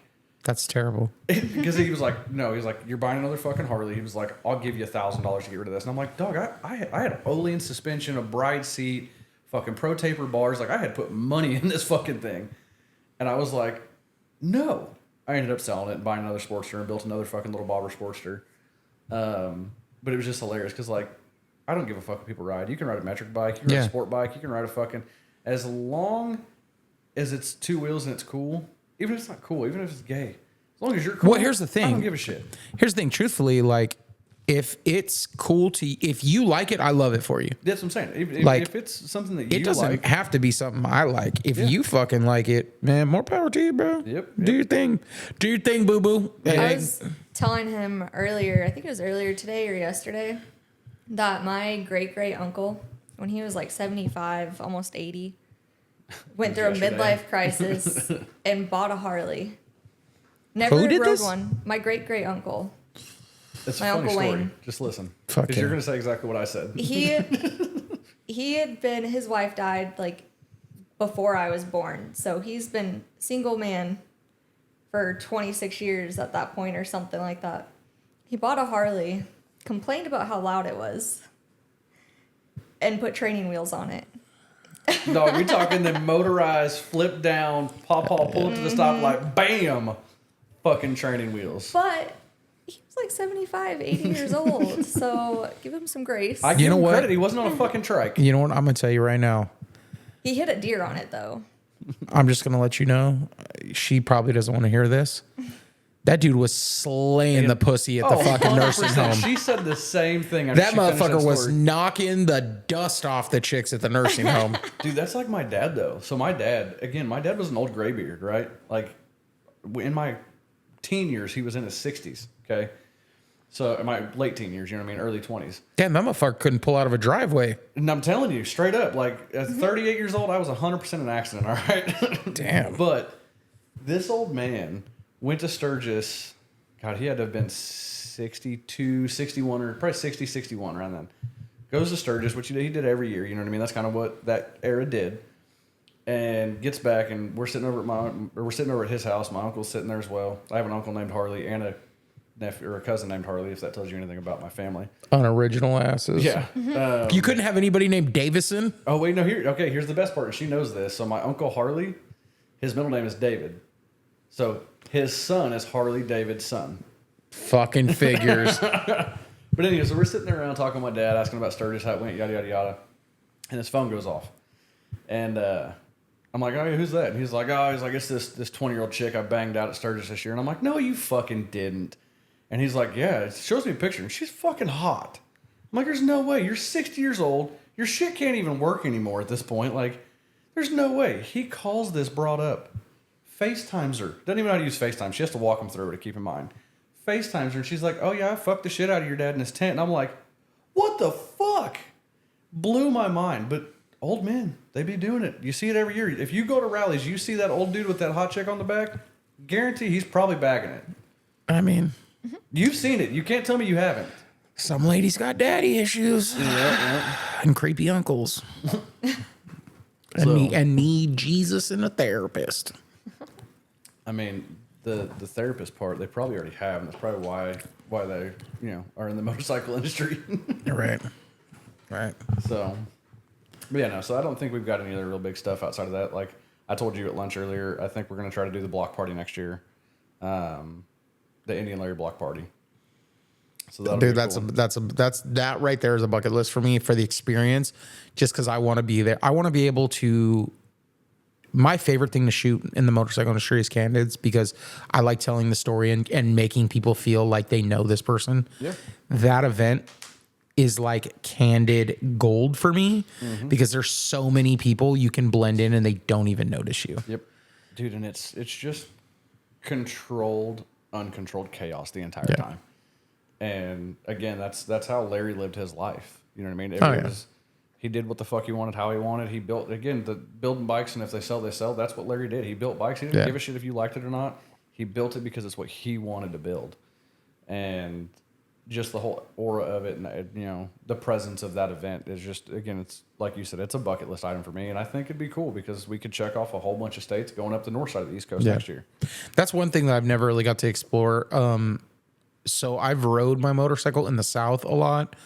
Growing up in California, I've been all over the West Coast, somewhat the Midwest, but I've never been to Illinois. And then going east, I've never gone north of Kentucky. I've never been north of Kentucky. So like, I want to go to Virginia. I want to go to Virginia, Maryland, New York.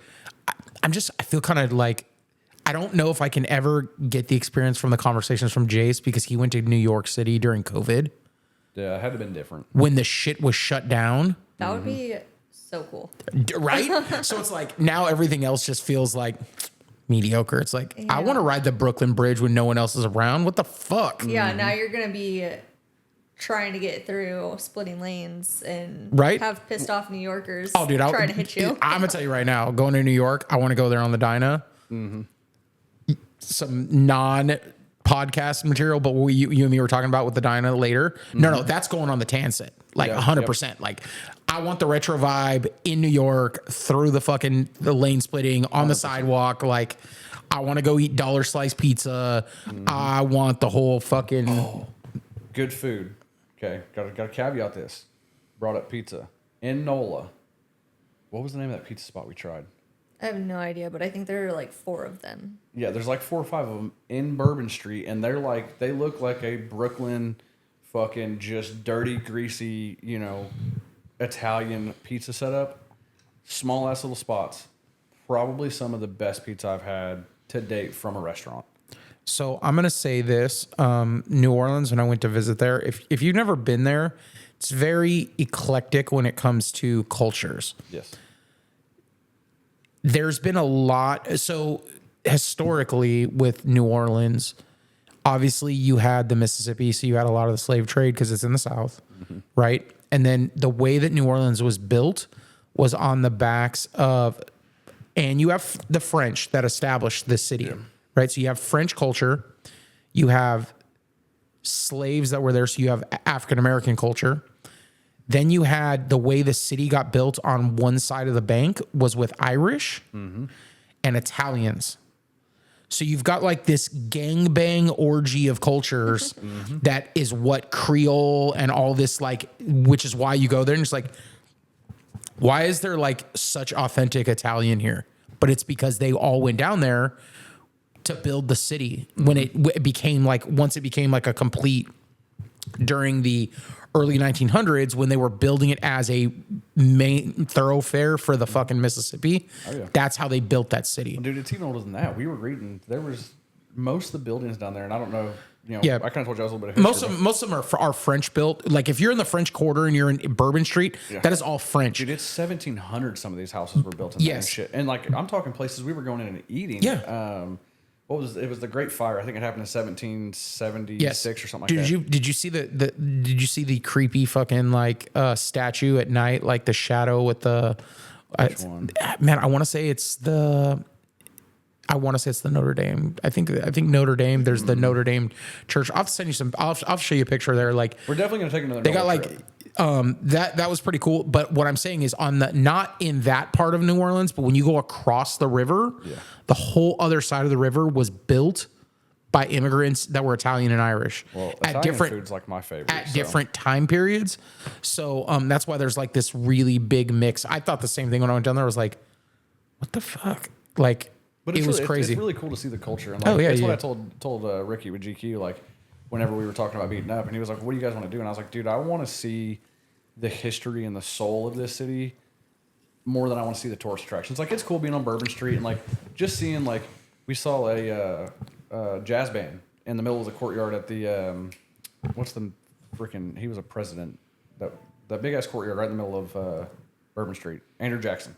Oh yeah. The Andrew Jackson courtyard. We saw a jazz band, just a whole bunch of young kids out there just playing music, and it was badass. And then we walked down Bourbon Street the next night, and there's a group of guys down there again with a drum line. You know, like just seeing the culture and the history there was cool, but I want to really experience outside of Bourbon Street because Bourbon Street's real touristy. You know what I mean? Yeah. So I want to get out into real NOLA and see everything that's out there. I want to get out into the swamplands and like, you know, see where the voodoo stuff happened and all the you know, the magic of that place really existed. So,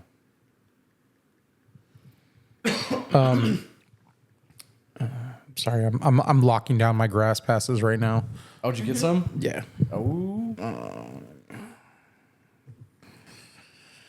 That's a whole nother diatribe I need to go on about. Like, I just don't like the way they do that. One thing I love about Born Free Texas is it's at a huge campground. They will never run out of space there. no. It's huge. There's no like weird, you can get a campsite. Like you just pay to enter and you can camp. If you want an RV spot, there's RV spots you can pay for, right? Yeah. And then they have the bowl, which is down, is where they do like the show. performance show and stuff But like you that. can you can pull down there. Anybody can pull down there. You don't have to pull down there. Whatever, it's solely on you. Born Free California is held at, I want to say it's called Silverado Park. It is a tiny venue, which has limited parking inside. So what they do is, which is, I feel like in certain instances, I'm not sitting now before anybody fucking jumps down my throat. I'm not saying Born Free California isn't cool and there isn't really cool bikes and really cool vendors there. The problem is because it's small, a small venue, and it's a 2-day show. You go in, you pull in, you park, you do your thing, you go to the show, you pull out and leave. And then the next day you come back and you do the same thing again. So that's a day show to me. The problem is because it's a small venue, all of the photos always look like, oh, that motherfucking place is packed. It's just like a pack, like a can of sardines. Sure. If you took all the bikes that are at Born Free Texas and you put them in the size of Born Free California, that fucker would look massive also. Yeah. Yep. Same thing with like TMMR. If you took all the bikes at TMMR and you put them at Silverado Park, that place would look like it was bursting at the seams. Oh yeah. So the thing about it is, and the way that they do it is, Builtwell this year did the drop. It's always been in the past, Loser Machine, the company Loser Machine, used to do the online sales. They changed it. Builtwell was doing the sales this year. And this isn't a stab at Builtwell, but they did like, I think 3 online drops. The problem is when you do the online drop, they sell out within the first minute because they only release a select amount because they only have a select amount of passes they can give out. So what they do is they sell like, and I'm going to say, I don't know the number, but say we're going to sell 100 passes this time. We do 100 passes. They sell out in a minute. Next drop is in a month and a half, 2 months. You go on. If you don't get it in the minute, those 100 passes are gone. On top of those passes, they sell Born Free grass passes at select events in California only that you have to buy in person. Yeah. And you don't know which ones they are. No, they'll tell you, oh, we're going to be selling them. We're going to like, and this, like I said, it's not a stab at anybody. Like Steve from Speed Kings is my homie, right? He was selling passes at an event he was attending because he works with Born Free. And I don't remember how many passes he had. And I don't want to get him in trouble, but he was like, hey, because beforehand I was saying, I need to get some passes. He's like, hey, if you need some passes, I know you're having trouble and you're out of state. I want you to be able to come out. He watches my videos. He listens to the podcast. Fucking super good dude. Known him for years. Shout out to him. Listen to his podcast if you don't listen to him. He's like, hey, I can sell you 2 if you need to. At this point, I had someone that was getting me passes, and I was like, you know, man, I appreciate that. I got some. I'm good. Yeah. He goes to the event, sells them all that day. All right, well, which I'm fine with if there's a supply and demand. The part that sucks is California people will buy 6, 8, 10 passes To resale. and then the whole next fucking 3 weeks before the event, oh, you need grass passes? Yeah, man, I'll sell them to you $175. It's a $35 fucking dollar pass. Well, and the other downfall of that is I hope you catch the clap. yeah. Well, and the other downfall of that is like the event is doing these 100 pass drops. Yes. Only buy them at this event to try to mitigate the resellers. Yeah, And yes. I feel like an easy fix to that is, and it's not a fix, but it's something that could help mitigate it, is if whenever you go to buy a grass pass, you have to have a general admission pass already anyway. So here's the other part that doesn't make sense to me. Here's the part that's really kind of annoying about the situation. Grass passes are so you can park your bike inside the venue. Yeah, correct. If you're a passenger, you have to have a grass pass also. Oh, that's dumb. It should be for the vehicle only. Here's the problem. The reason they do the grass pass is because it's a wristband. So when you're pulling in, you don't have to stop and make a line. It's so that you can get in easy. So you just show the pass, you can get in. Mm-hmm. Dog, drop Stephanie off at the fucking gate and let her fucking walk her ass in. Or come back and get her, one of the other. Right? It's like, simple. Dog, like, or pull up, you get off, let them do their thing. Like, it Drop is, all the wives off, because let them go get a beer. Exactly, because the problem is you're fucking up people that need the fucking parking spot For the vehicle. for your passenger. Yeah, 100%. That's wild. Yeah. Yes. But again, that's... You know what, man? But here's the thing. Because I have always tried to be like a good person, I told you, like when it comes to my friends, if you need something and I'm not using it, I care about the friendship more than I do the money, right? I shoot photos for my friends. I could charge them. I don't want to because the friendship means more than any amount of money you're going to give me for the photo, right? Same thing. I have a trailer and I have the ability to help people. I never in a million years would think I'm going to go in this motorcycle community that I'm a part of and go, if you need your bike picked up, call me and I'll be more than happy to do it for right? Like, if I see someone stuck on the side of the road on a motorcycle, I'm not pulling over and go, hey man, I got a trailer. I can come get you for $100 and get you home. Mm-hmm. Like, I feel like that's some scumbag shit. Well, it's just being a good person. I mean, like when we were in Eureka, this dude, we heard it happen. We were sitting in our Airbnb and we heard, some commotion. I was like, oh, somebody's trying to do a burnout downstairs. Well, we look out the window and this dude dropped his bike and he can't pick it up. He's trying to, he just can't get it picked up. Yeah. He's got all his bags, everything packed, and it's on a hill. Oh yeah, it'd be like it's that. Eureka Springs. Oh yeah. Because everything's on a fucking hill in Eureka Springs. But it's one thing, and I was like, oh, I was gonna, laugh that somebody dropped their bike trying to do a burnout, but then I'm looking out there and I'm like, this dude literally can't pick his bike up. So I throw my shoes on, I run down there and I help him.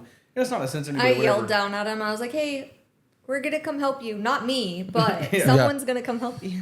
I got a funny story about helping pick up a bike that's dropped out. I got a funny story to pick up. And it's not that anybody would ever charge for that, but it's just there's too many people that would have just looked out their Airbnb window and been like, hey, look at that dumbass. Sucks to suck, nerd. Yeah. Instead of just going down there and being like, hey man, let me help you pick it up. That's what I mean. Like, I went down there 3 times. He dropped it 2 more times after I had to pick it up once. So the thing about it is, like, that pass thing, that's what bugs me. Like, the fact that my homie has some, the fact that he said this when he hit me up, and I've known him forever. Shout out to Porky. He's the fucking my road dog. I've known this dude for 26 years. Damn, that's almost as long as she's been alive. Bro, right? Damn, you're old. He literally said, right? Dude, he literally said, yeah, it's like this every year. It sucks. I buy extra ones just so that when my friends can't get them, I can take care of them. Yeah. And then if he doesn't use them, then there's no loss. But he's not going to screw someone. He's going to make sure that everyone that needs one can get one. Yeah. The fact that somebody has to say that is a problem. Well, I mean, there's a flaw in the system. Yeah. You know what I mean? The system's broken. It doesn't mean that the system's wrong. It just means it needs to be adjusted. Yeah. To correct that issue. Yeah, and that's the thing that sucks. I just don't like people. I don't like people that exploit systems. I don't like, but that's anything, man. Like, people that are into sneakers, these people that buy sneakers to resell, like, to me, you're a fucking scum of the earth. You don't give a shit about why someone wants to buy. First off, buying $200 shoes is overpriced anyways. Yep. Then you want to sell it for fucking $800 or $1,000 or like, get fucking bent, bro. Like, you are a piece of shit. 100%. I will tell you this. So I got a funny story to tell you about bike.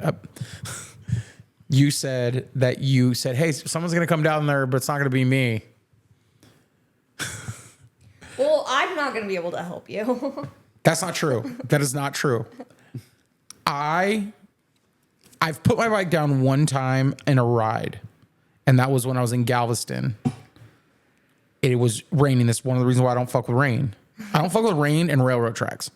I'll fuck with rain or I'll fuck with railroad tracks. I don't fuck with rain and railroad tracks. I was at Lone Star and it had been raining, and it had just stopped, and we were going to the seawall.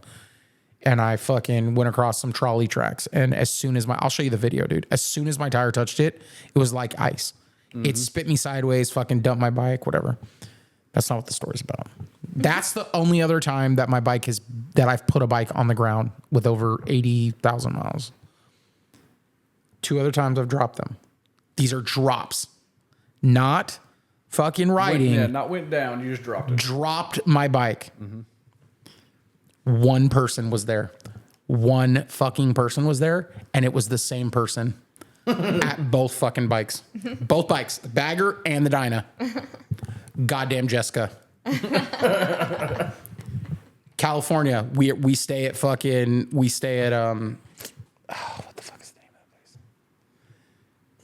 I'll have to think of it. We stayed at a fucking house, all of us, when we went on that trip.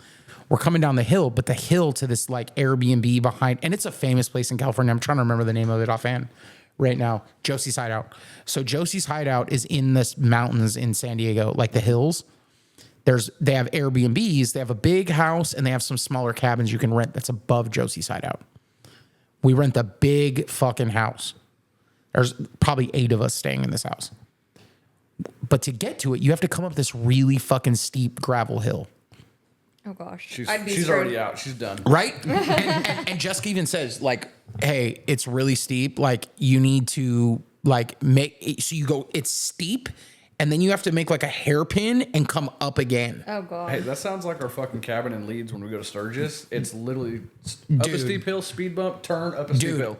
Yeah, but it's gravel too, so it's like ours is it's gravel like too. dirt and gravel. Yeah. It's like fuck. All right, whatever. So I go up, we're fine. I'm coming down. And the problem is, because it's so steep and it's on a mountainside, you get a lot of like rain wash off, and it creates like ruts in the road and shit. Yes. Yeah, I know what you're talking so about. I'm coming down the fucking hill, and Jessica's like right there with me, and I can feel the bike kind of like sliding over towards like this washout, and I'm like, fuck. And I'm like trying to like just like inch it over, but like, you know, all you can do. I'm picking up a little bit of speed, and I'm like trying to drag the rear brake a little bit, and I literally get right down on the wash, and it fucking, as soon as it like touched the wash, the front tire just washed out and goes down. There is absolutely nothing fucking funnier. And I'm like, God damn it, I don't ever fucking, this is the first time I dropped my bike. She walks up and she goes, it's okay. It's okay. It happens to all of us. Put your butt on the seat, lift it okay, bend your knees. And I'm like, shut up, Jessica. She's like, don't get upset. I'm here. I'm going to help you. And the fact that she's so calm is what makes it worse in your head, too. I'm like, this bitch. Then we go to East versus West. I'm on the Bagger. We run out to Kansas, and by Joplin, they have this fucking little city. I don't remember the name of it, just over the border in Kansas. That's all kind of like decorated like the movie Cars. Okay. So we go to fucking take this picture. There's a bunch of us. There's probably, I don't know, 12 of us, 13 of us. We go out there to take this fucking picture. We pull up. We're all under this like Route 66 fucking sign. Gravel, dirt again. She's to my left.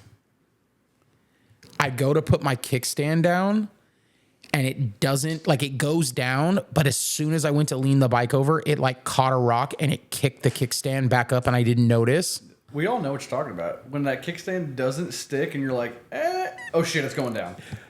I dropped my bike, and it like put a little dent in her fucking Sportster fucking pipe, and she's like, God damn it, again? And I was like, fucking Jessica, like, what the fuck? Like, you are bad omen. She's your bad omen on dropping your bike, apparently. Right?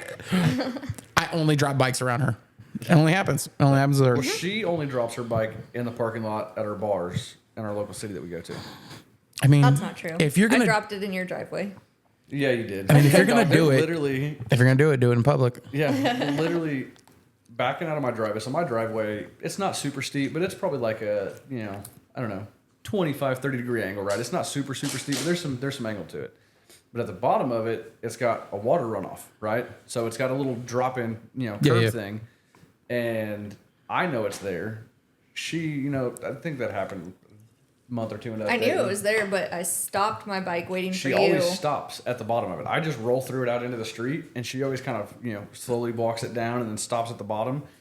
And I was pulled up on my sidewalk up by my front door, and I come pulling down the driveway, and I'm looking over, and her bike's on its side, and our comms are on, but she hasn't said anything to me. And it's just on her side, and she's just sitting there with her hands up, like confused in the, what happened face. And I'm like, what the fuck happened? She's like, I don't know. And I had to help her pick it up there. We dropped it in Margarita Island's bar, which... Ooh. Have you been to Margarita Island in OKC? No. So Margarita Island has an entrance that's smooth, and then you go 200 feet down, and there's a second entrance, but it's a tiered entrance. So it's got a step up, and then 10 feet later, it's got another step up. And again, we have our comms on, and were you in front of me or behind me? I think you were in front of me. I was... Because you were following Blake in. You were in front of me. I don't remember, but there was a bunch of us, and then everybody just kind of stopped as I was pulling in. And she didn't realize you can't stop while turning on a sloped hill, and it was a perfect, storm of events. But it was funny because in our comms, all I hear is, oh shit, oh fuck, all right, I dropped it. And I look over, and it's just on its side. The bike's turned off. Somehow every single time she's dropped her bike, she turns it off and puts it in neutral. So she's doing all this while falling over. And she's really never got slow. stuck under it. But it's just, and it's humorous. It's funny because it happens, you know what I mean? Like, you've been riding for how long now? Oh, dude, 10 years. Well, so I rode sport bikes before that, back in the day. But yeah, I've ridden a Harley for 10 years. Yeah, and you drop your bike. It's like I said on the LFG podcast. I've dropped mine before, and it's never doing anything crazy. It's just dumb little stupid stuff, like you said. Yeah, it's always something stupid. Yeah. And there's nothing wrong with it. It's humorous. You know what I mean? And I'm always laughing at her with her about it, and people just can't. The problem is, all the guys online got to stop beating their chest and stop having an ego. Honestly, if you can't laugh at yourself and just realize, it was funny. Mm-hmm. It's an ongoing joke with me and Jessica. Now when I do see her, it's like, you're not gonna drive your bike, are you? I'm like, but not again, today. She's like, or when she got a new exhaust on her Sportster. She was like, you're not gonna ruin this one. It's a new exhaust. Can we not? I'm gonna park on the other side of you. She said that. I'm like, fuck you. Yep. Hey, but the kickstand thing's a real thing, okay? Like, Head Hoggers makes a part for kickstands that gives you a true positive lock engagement, because I can't see how many times I put mine on the kickstand and I know it's in the lock. It drops in. Dude. And you look over and it kind of rocks forward. You're like, oh shit, you got to grab your bike. Kickstands are real sketchy because the way they have that lock, man, I'm not into spending money on shit just to be bougie. I want that new fucking billet kickstand. I was literally about to say the same thing. That $300 billet kickstand. I'm like, I fuck with that. It's $400. It's $399. Well, I'm just gonna tell you like this. I'll make that shit happen because. So I think I was talking to Rusty about it. Rusty was like, bro. Oh yeah, because me and Rusty had the same conversation about the kickstands. He's like, those are so sick. He's like, and they make it an extended kickstand. I don't want an extended kickstand. I love the gangster lean. What are you talking about? All the motherfucking lean. Yeah. I don't know if you saw when you looked at my dyno in the garage. Did you see the block that's on it? Uh-huh. The only reason that has a kickstand block is because I was gonna take it to El Diablo when we went to Josie's hideout. That trip, we were supposed to go to El Diablo, and I was like, there's no way, because the Dynas Plus 2 also, dude, the Dynas Plus 2 has 14-inch shocks with a fucking bunking lift kit. That fucker's tall with no kickstand block. There was no way I was parking that anywhere near sand. I was like, that bitch will fall over. Oh yeah. And literally, Bailey, my buddy Josh Bailey in West Texas, he put the kickstand block on because I had one. I had the kickstand block, but I was like, man, I don't really want to put it on. And when I had the bike loaded down for that trip, every time I put it on the stand, it was like the teeter. I was like, I got to block that. Dog, so I was watching, so obviously like when we were at Team MR, we seen Ryan and Trent with their, oh my God, what's their fucking dirt bikes now? They're Nightsters. Yeah. And they, Ryan had put that tall ass front end on it and a tall ass custom, like 15-inch shock on the back of it. And at Team MR, they weren't using the kickstands. They were just leaning them up against the fences and against shit like dirt bike style. And I was like, okay, cool, whatever. Well, I didn't realize why, but I watched Ryan's video of when they were building the Nightster for the fucking Team MR experience with the dirt, the hill climbing stuff. And he put it on the kickstand. Dude, this thing literally, like, the most gangster dyno lean I've ever seen in my life. It was about to fall over. It looked like it was taking a fucking nap. It was that much lean. Bro. And I'm like, okay, I love the lean. I really do. I love the plus 2 with a good lean to it. And that's why it made sense as to why they were leaning against posts, is what I'm saying now. Oh, yeah, because no. like that thing was about to fall the fuck over. Yeah, dude, I've absolutely been there. I know the feeling. And man, so I just thought about this before this trip. I have not put my Cop Tour pack on my bike on the bagger since I put the lift on. Oh, Doesn't it sound so weird that we lift our bikes? No. But it seems weird when you say, yeah, since I did my lift on my bike, like, Right, that's true. it sounds like, a pickup thing, you know what I mean? Especially coming from someone that used to be a mini trucking guy, and like all of my old trucks, my pickups, my C10s and stuff that I had over the years, I always lowered them down. You know what I mean? Pre-runner, So- dog. We're pre-runnering it. Yeah, we're pre-running our bikes. So, Hey, man, be like that sometimes. but it's all, relative to whatever you like, you know what I mean? It's like we said, if you want to lift your bike, you want to put it on air, you want to lower it, whatever the fuck, like, as long as you enjoy it, I don't give a shit what you do. Right? You know what I mean? Well, it's almost time to get some dinner. So let everybody that listens, all 5 people that will listen, Right. where they can find your content at and where they can reach out to you if they have any questions or they want to check out and see what you're doing. Yeah. Shout out your socials, and then we'll have Sydney do the same, and then we'll Yeah, we'll leave it so there. you can find me on Instagram, the Rad Roofer. You can find me on Facebook just by my name, Harley Downey. If you want to link up, just send us a message. We're just normal people, And real quick, I got to throw out there the people that have supported us through this event. Not through this event, but through this tour that we've done. Left Lane Syndicate, Jay, became more than just a homie. I mean, he's family to us. Rippin' Ain't Easy came on board. Our buddy with Ride Hateful Clothing also came on board. And obviously all of our homies that we've met up with, Bird, Steve, obviously you guys, Millhouse, Thundermax, everybody that we've linked up with that's done stuff, LFG, got to give a shout out to all you guys because you guys have been the real MVPs. I mean, we wouldn't have had a place to stay at half this trip if we hadn't have had you guys in our circle too. So, Amen. Full circle, dog. I've met so many people, same thing. Like, I just pay it forward because that's what people do for me. Oh, so, yeah. And that's Steve said the same thing. He said, man, he said I had a homie that let me crash at his house, and so I've started doing that for people when they come to town. And I've told you, but I told Steve, I'll tell anybody, if you come to town, even if I don't know you, send me a message. I'm the easiest guy to talk to. Send me a message. If you're in town, I've got a spare bedroom. She has a spare bedroom at her house.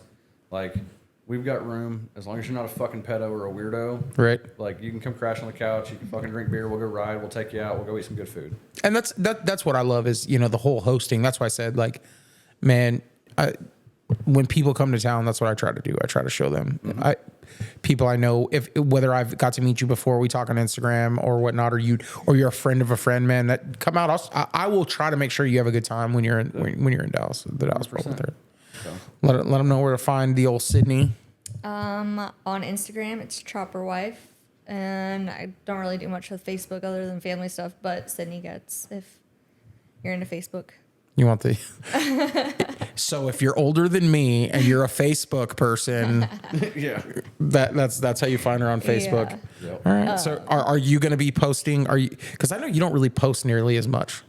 No, I'm not really like huge into being on my phone at all, really, other than reading books on my phone.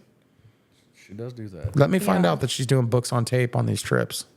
Hey, she doesn't do them on tape, but like she will literally. There was one day that I was reading my book while we were riding because it was really boring. What kind of books are you reading? Porn. Oh God! No. I say that because you see this. You haven't tapped in. You have not tapped in. Torqued Up Trey, Nikki, his wife. Yeah. Connor Allen, his wife. It's everybody. That's all they do. These fucking chicks, they act like we're the perverts. I've talked to a These lot of chicks wives. are the motherfucking perverts. You should Me hear when and- she listens to her audiobook, the shit that comes Oh my out of her gosh. phone. Me and Ass Crack Stunt's wife have bonded over some books. Yep. From last few Florida. days. The homie Bailey from Florida.